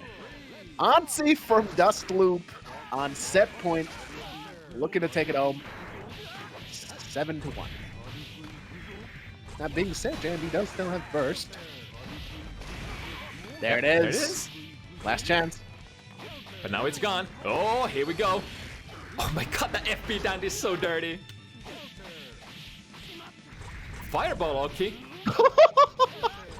6-6 SS. Oh, never stop delivering on the classic. Oh, wait a second. One hit point left. Can he JMB do it? looking to slay a god here. Oh, nice hit. Anti-air. I don't think he can. But I would love to be proven wrong. Look how much meter this is building for Aantsi from Dustloop. Yeah. Bam. 5P. Straight from Dustloop. Wow. Yeah, if you go to... Aantsi, Hollywood Slayer, taking it for the Dustloop team. Yeah. Shout outs to all of his legendary homies. You know, Yeah. Taka, all these guys. By the way, if you go on Dustloop, you can check Slayer's boxes and see how good of an anti-air button that 5B is. For sure, for sure. Good stuff from Aantsi from Dustloop, and a good effort from JMB, not from Dustloop, in trying to defeat him. Yeah. Next up, though, we got Charta Lord versus Pida. All right. Apparently, this matchup is equivalent to cock and ball torture for Justice. So let's see how that goes. Yeah, Axel has a lot of tools to check Justice full screen. 5B, I heard, Rasholsen also can be a counter poke of sorts to just slide under those fireballs. You can just shove your hurt box into the projectiles from very far away and just trigger them.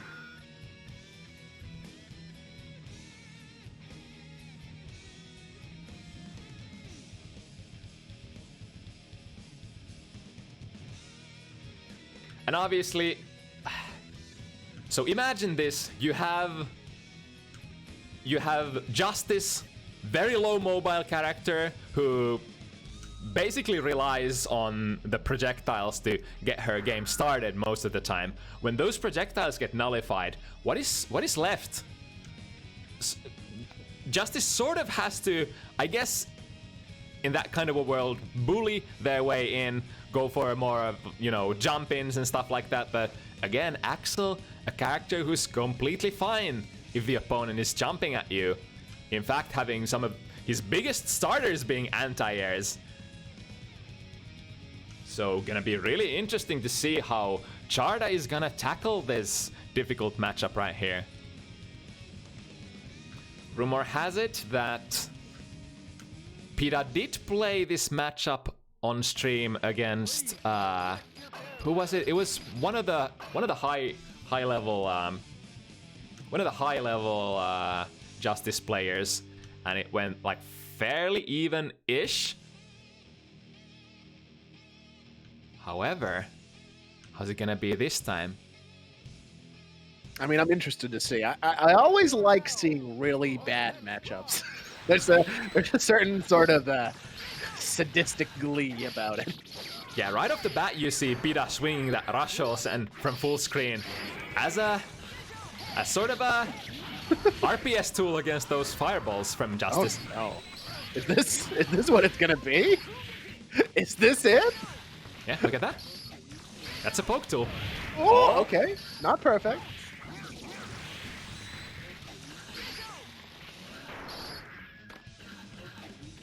Oh, but very decent position here for Charta. All right. Charta gets in. Looking good with the damage. Full combo. Nice! Punish! No, Yo! big punish. That's a classic one. Block the first hit, jump out, and punish the second hit. You're gonna get a counter hit jump in of your choice. Good on Charta for knowing that. Imagine losing in a 9-1 matchup. Pida is just warming up, sure. Oh, the Rasholsen fake? That's dirty.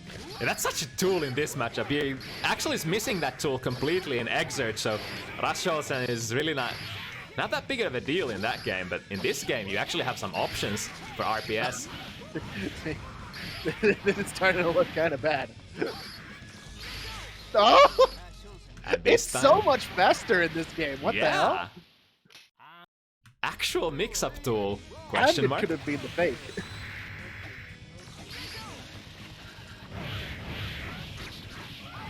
Yeah, I guess that Rasholsen can force Justice to jump. And what do you want? As an actual player, you want them to jump at you. Yeah. Oh, gets the command dash out of the corner. Good on Charta there, but again, catching Justice jumping. It's sort of, it's such a dilemma against Axel, because Axel is so good at limiting your ground movement completely, just sealing the ground. You just have to jump at Axel, but Justice is lacking those air mobility tools to make the RPS in her, like, sort of what I'm trying to say. You just can't play the RPS. You can't play the jump in RPS properly as Justice. Like, you don't have instant air dashes. You do have double jumps, but you can't have a double jump with dash momentum because Justice doesn't have that. Heaven or hell? Duel. Let's rock.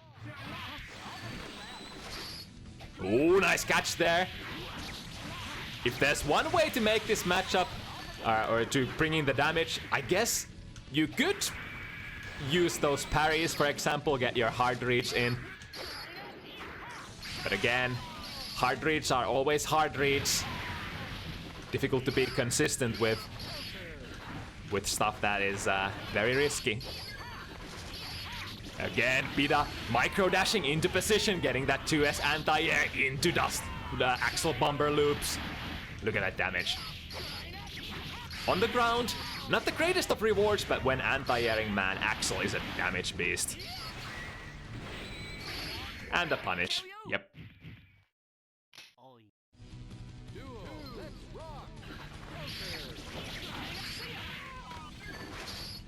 Oh, nice parry there. Immediate burst from Pida.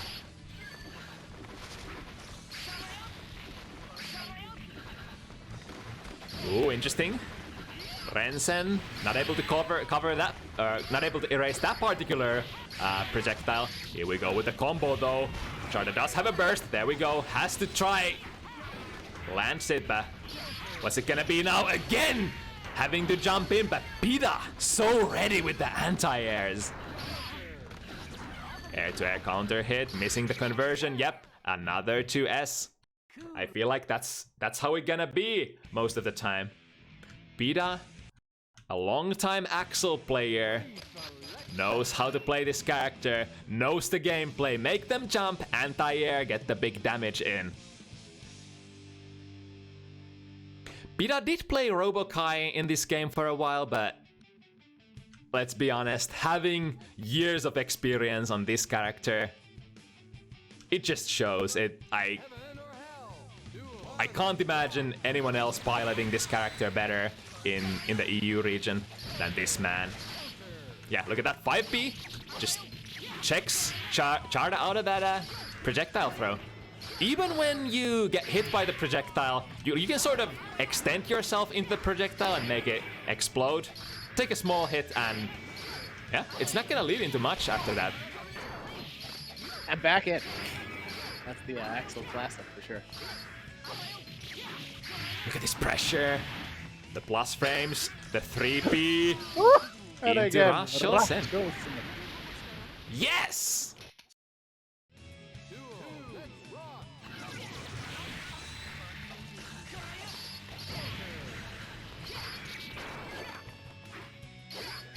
Yeah, he's trying. Oof. This looks so bad, dude. Yeah, slowly Right, Charta's realizing how little he is able to do. Look at that. Even though Pida took the hit there, then what? I'm still sitting. Because he's still, like, it doesn't deal a lot of hit stun at all at that range. He's just able to anti-air right after. And Justice just, even when Pida gets hit by the projectiles, Justice doesn't have a dash. He can't position himself. Right? Michael starts super into a combo, but he drops it. Woo! I wonder if Justice has any good meter options. Like, you could, for example, keep walking forward, build meter little by little, but what are you gonna use that meter for against Axel? I don't know. I mean, you have your FB dash that sort of has a hitbox, but yeah, that tool. But it's only gonna do so much. Somehow able to get that round though. I feel like if Charta is playing patient, these rounds are gonna go into distance quite often. Big damage landed here though. Oh, there we go. Oh, that might be pretty good. Look at that on the board. Sha!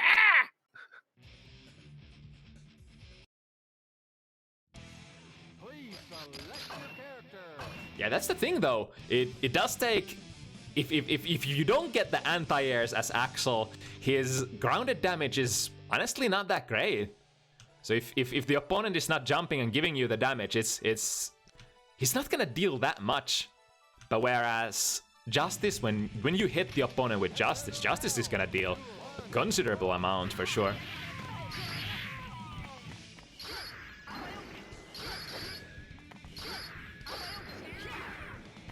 But it does require a lot of patience to play against Axel. But a lot of concentration as well from Pida's side. Oh, getting the parry there. Missing the combo, unfortunate. That was a big damage opportunity. Nice double jump!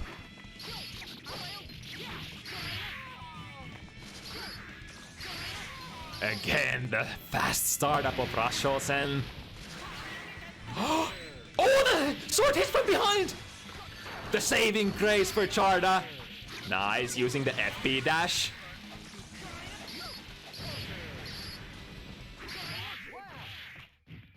It's one thing if Pida commits to that Rensen follow-up, it's gonna put him in recovery for a very long time. So stuff like the air command dash may be able to transform Charta on the backside of Pida. However, what are we gonna do here? Yep, Pida knows. What's the threat? Here we go for a combo. Axel bomber off the throw starter. Charta does have a burst, but when is he gonna use that? Slowly his life running out. Oh, the Rashosen fake again. Oh, there we go! Beautiful! That's an interesting way of getting in, for sure. Yeah, some of those neutral pokes like Rensen, Rashosen, they have a lot of recovery, so if Charta's able to predict those timings.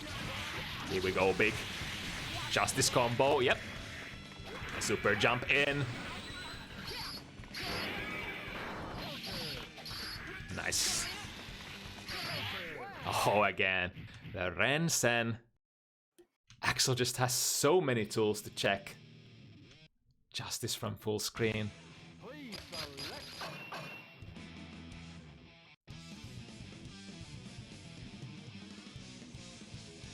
3-1. It's not an unbeatable deficit for sure, but it is looking rough.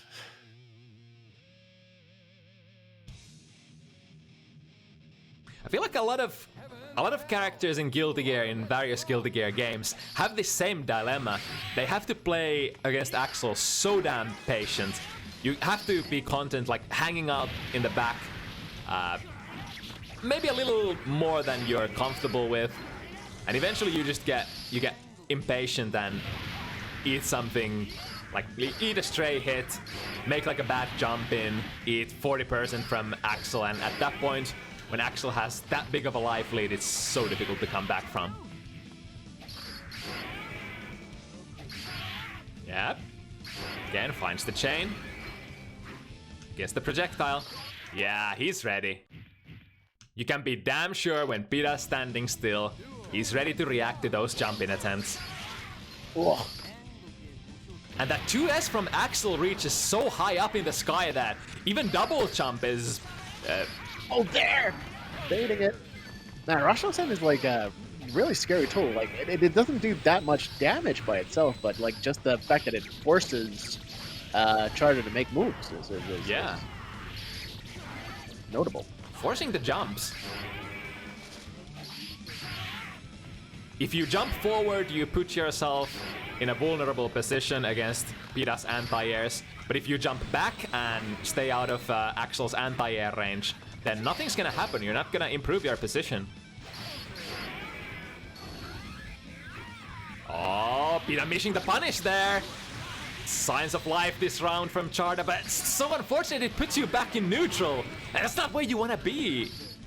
Nice double jump, able to avoid that 2S. But Pida did have the burst ready, and look at that meter. Oh baby, look at that meter. Oof. Alright, this lead is starting to look worse and worse. Please select.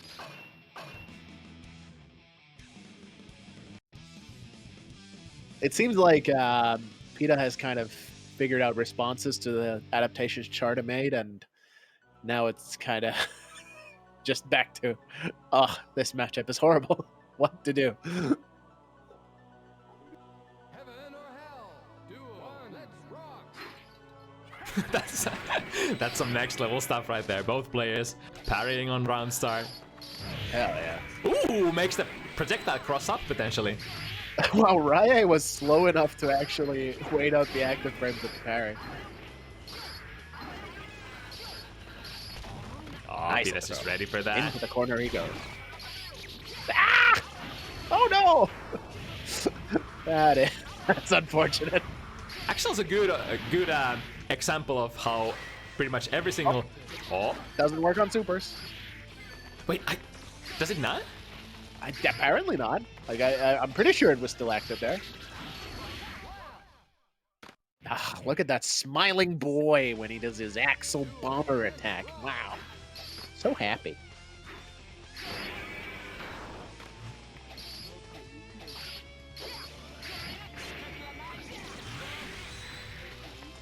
All right, we have a little bit of a life lead.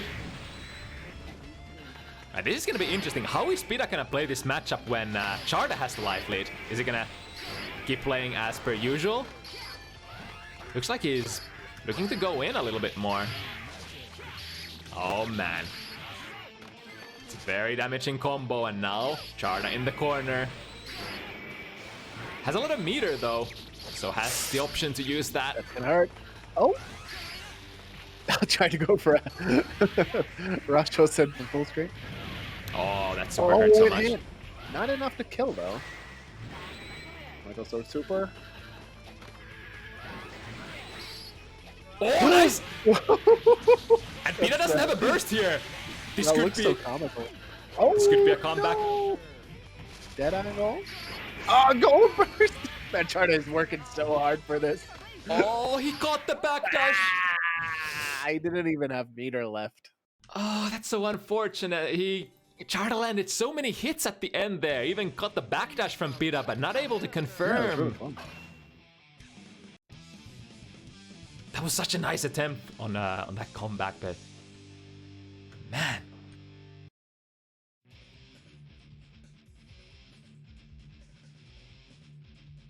Essentially, in this matchup, Justice is the one chance character that we always talk about. Oh, hitting the wrong start. Very different from that character.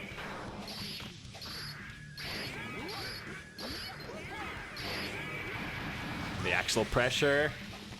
Axel's definitely a good example how every character, even the zoners, can be very, very deadly rushdown characters in Guilty Gear. Having access to those plus frames via 3P. Looking pretty good for a Charta here. The life lead. Oh, but here comes Pida. Yeah, the Air Michael sword.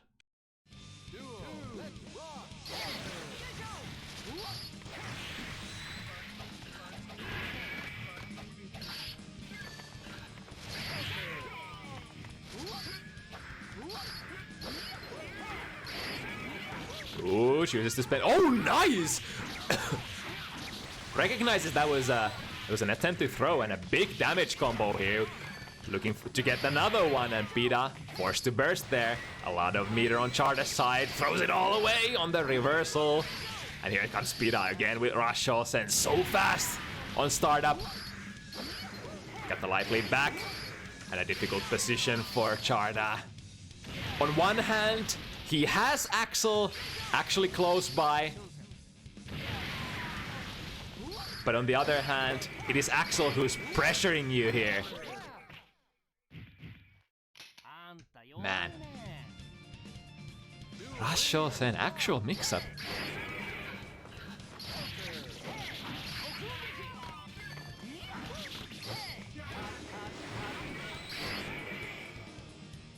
Yeah, he's looking. He's waiting. But waiting for what? Pida finds the snipe against the projectile once again, and FRC to go in. Respectable damage. I'm not even able to get the blade there. Yeah, that's gonna be a round. Pida on 6. Dear God.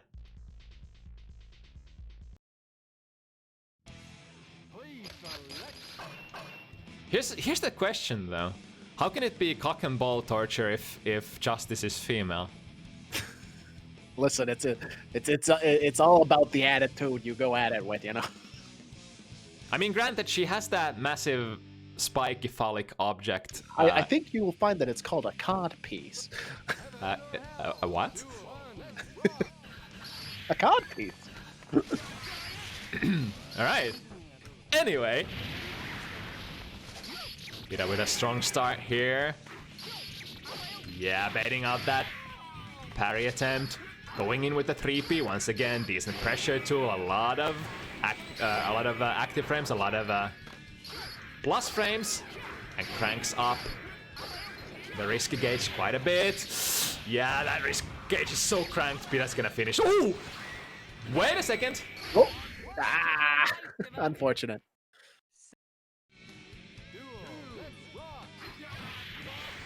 And Pida on set point. Massive combo. That's over. That's like 60% for Charta, but we're back at neutral. Oh, nice. Here comes Pida with the pressure. This has been one of the most difficult positions to deal with for Charta, but gets out of the corner with the use of the FP dash. Oh, Pida's ready though, landing next to him. Able to recover on time. Getting the Axel Bomber loop. Pida stacked on meter. He has so many options, so many shenanigans. What's it gonna be? Just content to keeping Charta in place. One more. Yep. Ugh. Good burst, but it. He's just gonna. Yeah, he can Ransen here. Yeah. Unfortunate. Yeah, That's all she wrote, right? Yeah, that's pretty much as we expected the matchup to go. Really difficult for Justice.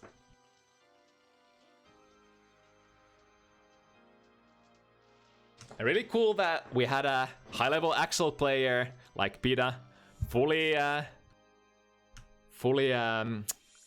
show us how the matchup is actually supposed to be played. Damn. That's pretty much it. Yeah. Pretty convincing.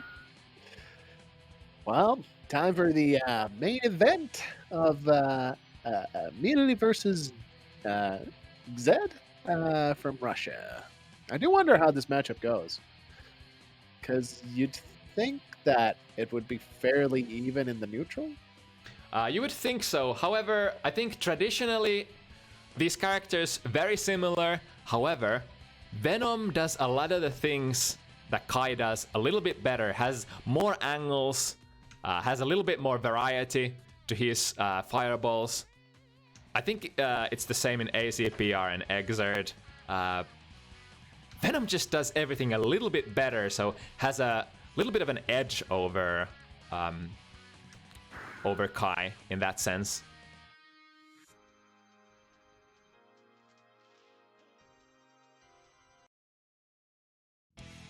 Please select your character. But as far as I understand, like it is an edge, but it is a little bit of an edge, so it's not the end of the world.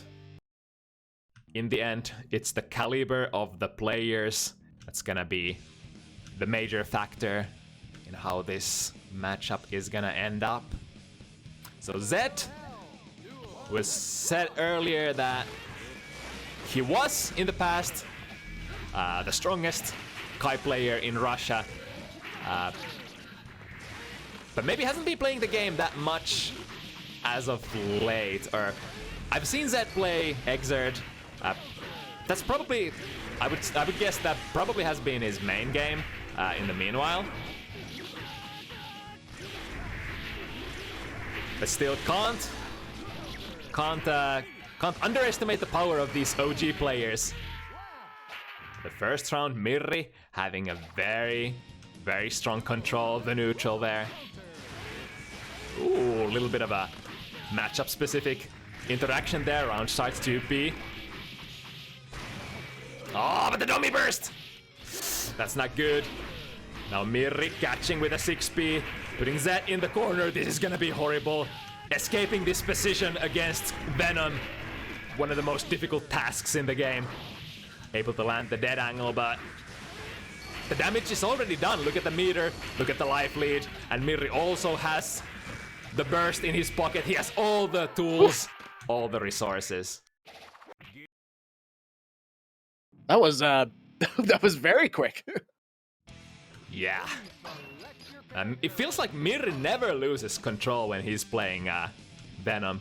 It's neutral game, very patient, very deliberate. Fair to say that Mirri has quite a bit of experience in piloting this particular character, even if most of his hours are in Exert, I think. Mm-hmm. Heaven or hell? 2 or 1, let's rock! Mirri just in general has a lot of hours in pretty much any character you can imagine. One of the few players in the world who can actually say that they can play random select very effectively. For sure. Mirri's random select is his It's phenomenal. second best character Yeah. in Exert. And man, just like that. What happened there? That was only like 20 seconds. Oh, nice punish.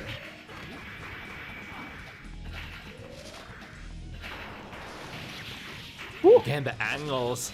Oh, nice. Oh, Gets the- and showing how to get that punish on that follow-up. Ooh, Zedd was trying to get that air to air, but the FB timing. match struggle, the GOAT. Ooh, he went for the slashback but failed it. Getting hit by that 6 heavy. Nice Tricky, FRC tricky. there. Yeah, look at this. The FB Match stinger. struggle, good blocks. Oh, great sever! It sings, it soars.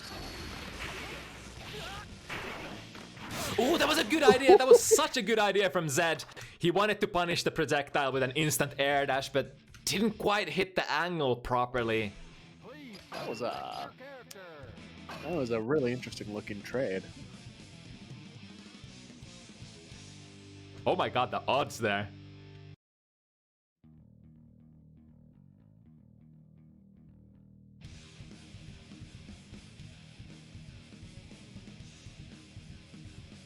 All right, two quick matches for Mirri. What is that gonna do? Yeah, again, he was trying to grab Mirri. He was seeing that the teleport was coming out, wanted to air to air that, or potentially air throw. But it's so tricky. Even if you know the teleport is coming, it's a whole nother thing to actually have the execution to catch it and the timing. But here comes Zett. Once again, Mirri missing the slash back on the second hit of Kai's 3 heavy. Nice! This time hits it perfectly. That's exactly what Zett needs, because it's so difficult to challenge the. It's so hard to challenge Venom on the Fireball game. One of the best things that you can is to wait for Venom to go for the Stinger and punish with an instant air dash.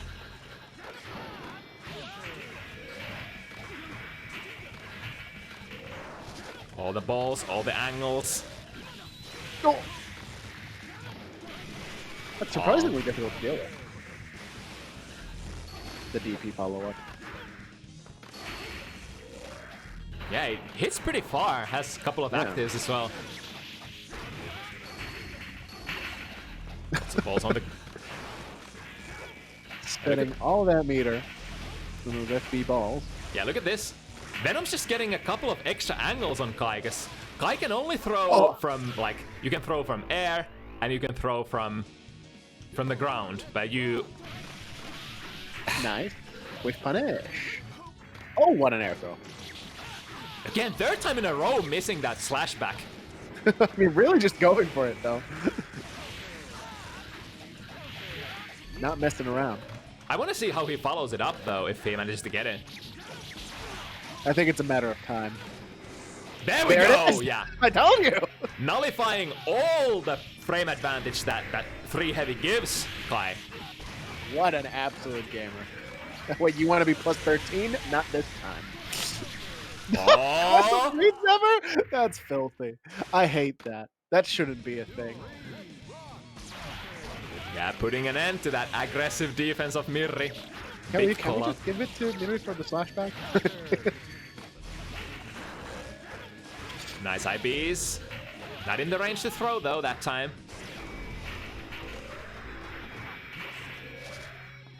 Last frames of Carcass. Yeah, look at that. Oh, beautiful bait on the DP. FB Stinger once again triumphs in the fireball game. Empty low. Oh, this is gonna hurt so much. Zett is barely gonna get his burst back. Oh, okay. There's still a chance. Ah, gets got low. What's the mix? Nice bait on the dead angle. Here we go. The makings of a comeback. The frame trap. And Zett makes the comeback. That's beautiful. Lean. I'm really surprised at the call out on the dead angle because like that's not an option that it has shown yet. I don't think so. You know that like, but clearly you know an experienced gamer Zett was like, ah yeah, this is where it's gonna come out for sure. God, that was so many reads that Zett had to make that comeback. That was a beautiful round for him. Heaven or hell? Duel. Let's rock. Counter. Yeah, that 2P seems to be the triumphant tool against is that 2S from Venom. I think that's the same in Exert as well. One of the only buttons in that game that can challenge that 2S from that range. The hitboxes just align so nicely. Ooh, barely missing the anti-air, but catches Zett on the way down. Good defense, but the high commitment frame trap at the end. Nice double jump, able to avoid all of the actives of the FB Stinger. And Mirri finding the air-to-air. Yeah. Zett still wants to play, has all that meter and wants to use it. Ah, but the snipe. It's so difficult to play against Venom when you're at low health. For sure. It's one of those characters that can chip you out very, very fast. The balls alone do quite a bit. I think there was a safe jump timing there, but Mirri must have just messed it up. Yeah, it shouldn't be too difficult to safe jump against Kai, because Vapor Thrust has a lot of startup. Compared to fast DPs like Volcanic Viper that starts up in 5 frames. Yeah, gets the full combo. And what we're running as an Oki. Ooh, very safe there. Oh my god, the too heavy anti-air against that struggle. Yeah, the Mirri still has a chance there. Oh, with all this meter, it's special, dude. Alright, Dark Speaking of Angel. chip damage! Oh, beautiful! Zett I think Mirri wanted that air throw as well, but like Zedd was a step ahead, I guess. For sure! Predicting the angle that Mirri was gonna go in. The important factor in scenarios like that when both players are going for the air throw is who is at the bottom. Because from the bottom, from below, you're gonna have a better opportunity to land that big hitbox that is very upwards oriented. For sure. Beautiful air-to-air there. Looking for the anti-air, that DP works. A little late on that. Ah, gets caught. And here comes Mirri. Ah, low twice. Oh, I don't think Zedd is gonna get his burst back unless he's able to protect against this one. Dead. Yeah. Bye-bye. There's no way you're gonna live if you hit an FB mad struggle with that little health. Please select your character.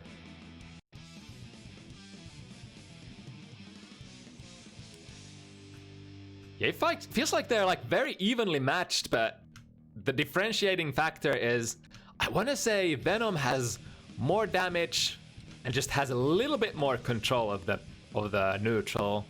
For sure. It kind of seems, unfortunately, like Venom kind of does Kai's job better. Yeah. There's an To the adjustment from... exception that Kai, you know, has Vapor Thrust, but... Oh, the hard bait on the burst. Jumps and IBs. Oh, but here's a burst bait from Zedd. It's like, I know how to do this thing too. I've been baiting bursts before you were playing this game. Tried to go for the slashback again. Very determined. Yeah, the timing is fairly difficult. Really not quite Blitz Shield. Have to be way more careful with it.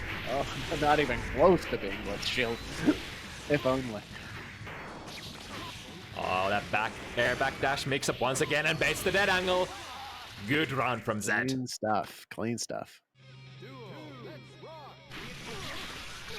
Ooh, that's one way to bait it as well.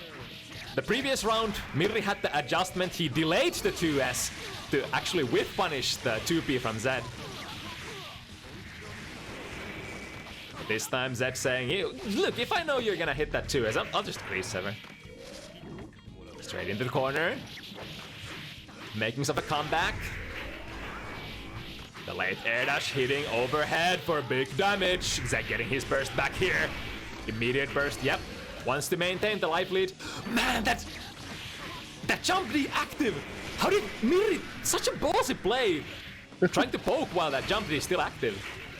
Listen, if there's anything that Mirri has, it's a lot of balls. True, true. Man, why am I always talking about balls? Don't worry about it. Alright. Nice escape. Super jump, air dash out of the corner. The most classic way to escape corner in Guilty Gear. And look at this. What can you do with infinite pressure? That's plus 19, bro!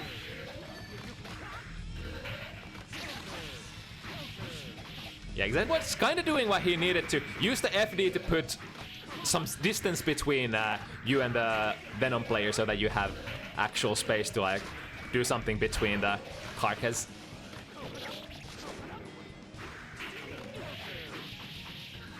Or the ball set even. I like that. Nice. That's an interesting Oki thing because you think that the ball heads down low, but it actually bounces up and it's on the way down. Looks funky. Damn, Mirri is running away with it. Is it 5-1 now? 4-1? 4-1.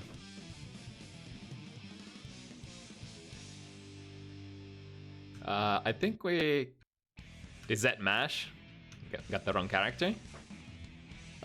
Yeah, seems like. Heaven or hell? Duel. Let's rock. Oh my goodness, is that my dude and Gent in the chat? Taking a break from dancing to grace us with his beautiful bressons. Pow!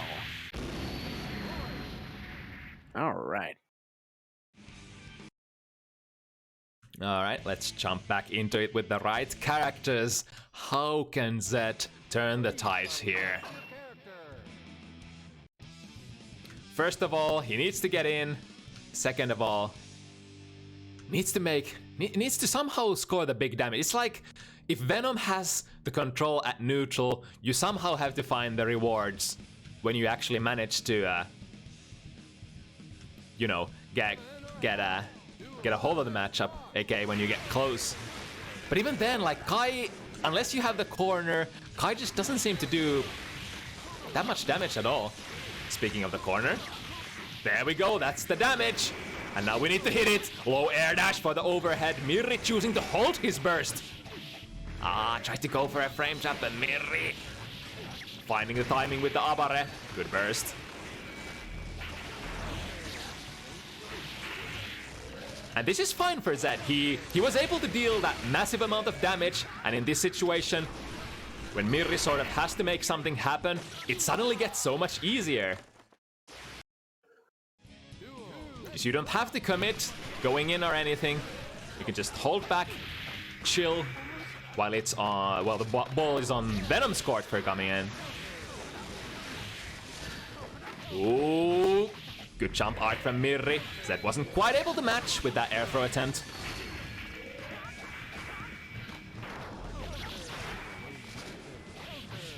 Ooh, Mirri finding the abare. Oh, and man, poor Kai's DP trading there. That DP's just been very unfortunate in most versions of Guilty Gear compared to a lot of other good DPs in the game. Like Zett still has the life lead in a pretty decent position, and nice! Gets the air dash. Sees the projectile from Mirri, and now... Oh, unfortunate miss there. Big up opportunity for Mirri, but he needs to still bait the burst. When's the burst gonna come? Here it is. Wasn't quite able to low profile it with 2D. But good attempt. Zett is working his way back in there to the 4 now. That was starting to look much better. Much more confidence in Zett's play.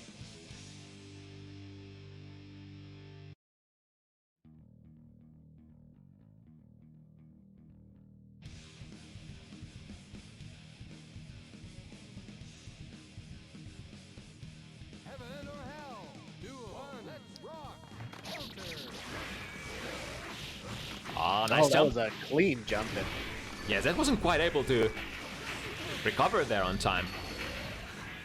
Yeah. Oh, again! Man, That's bad. Zett has the right idea with those instant air dashes, but just missing the angle for some reason. I wonder if he's going too Late air wide. dash? Again. Again, going for the slash back. Really, really determined to get those, but it is kind of costing him a little bit.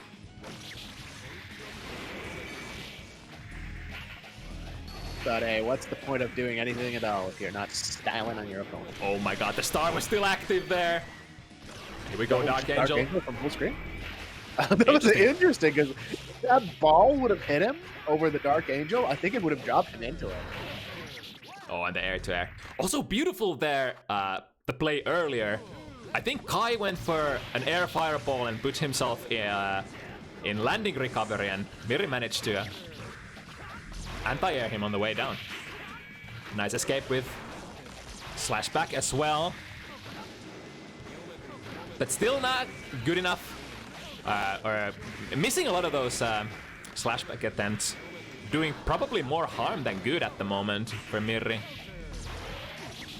But if he manages to get that timing down, there it is! Manages to escape the situation for free, basically. Well, not for free. The cost is being able to hit that timing, of course. Nice frame trap. That is what we put 25 meter? Question mark?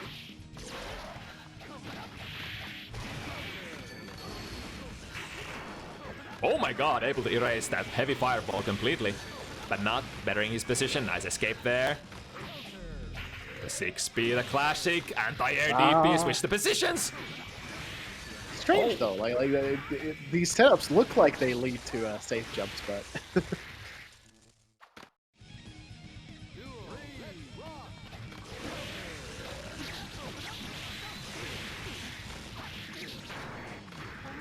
I mean, oftentimes Mirri has been going for a lot of those empty jump lows as well, and usually those are not safe against your DPs whatsoever.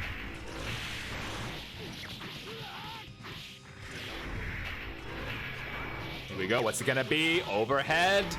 Zett getting his burst back here, but when is he able to get? Oh my goodness! Whoa, really? Not enough invo frames there on Ride the Lightning. Mirri completely avoiding it, but Zett getting the position back, but no. Finding the Abare. No respect. You gotta make me respect you first, says Mirri. Hits the button, gets the round. Good reward as well there. Hitting just a small jab. Infinite rewards, as I like to say, when the opponent is on their last legs. Yeah, RTL is definitely a little different than in Exert. I think in Exert it's very invulnerable and has a massive hitbox, but doesn't seem to be the case in AC+R.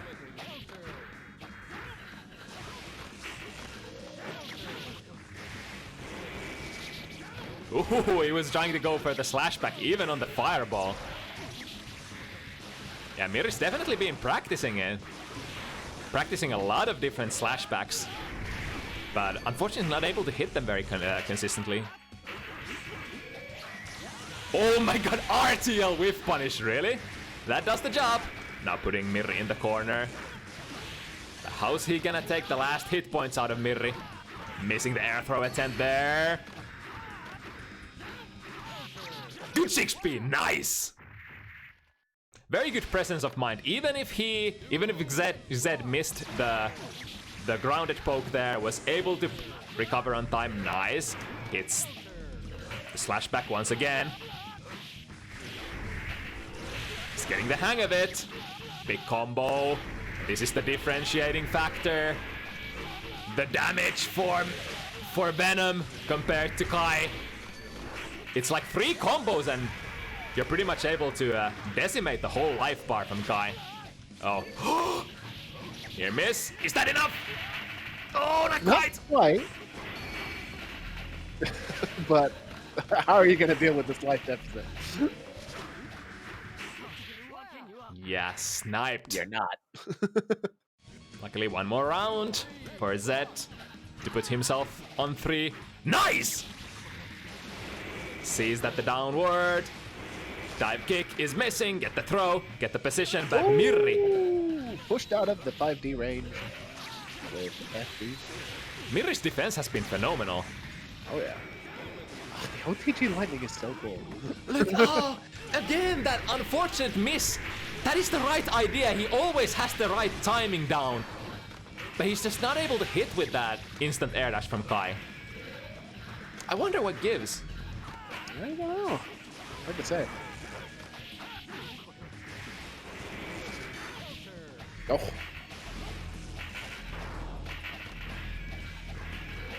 Nice. Yeah, that's movement tutorial. He has the right idea. What?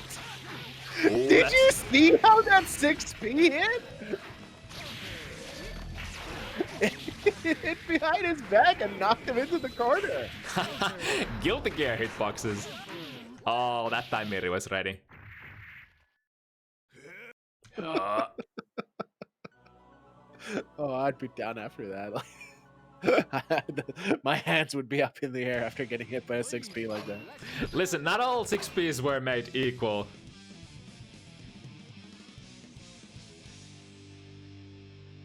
Some characters have 6Ps with cruise control.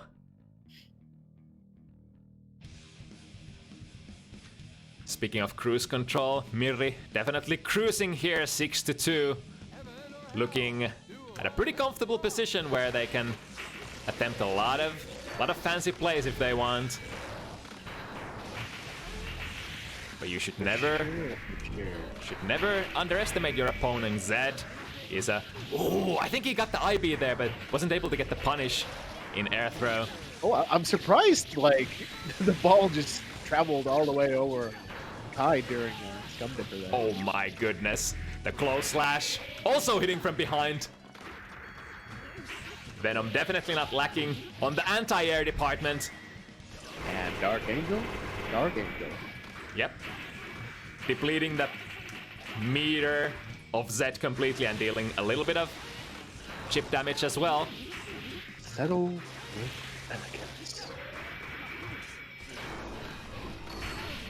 Oh, yeah. That was kind of cool. FB Stinger is a pretty decent tool, by the way. Yeah, that was kind of good if Mirri was to use normal Stinger. However, the FB one comes back. Ah, 5D!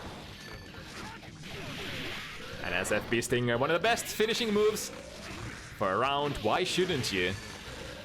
Nice. Yep, he sees it from a mile away. I like the FRC on the throw there. That looked cool. Oh, the teleport, burst bait. Oh, he's so dead. He's so dead. Mirri's on set point. Oh, even the dead angle. Oh, wait a second. Signs of life from Zedd. I got interrupted out of the startup on 3H. Yeah, again, Mirri knows when to be disrespectful. Is he gonna burst here? Or? Oh no, the drop. Oh no, he doesn't care. Abare, we out of here. Wait up!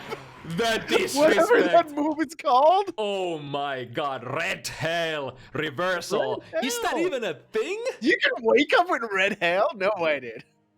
What? Was that just like BM? Was that legit? What the hell?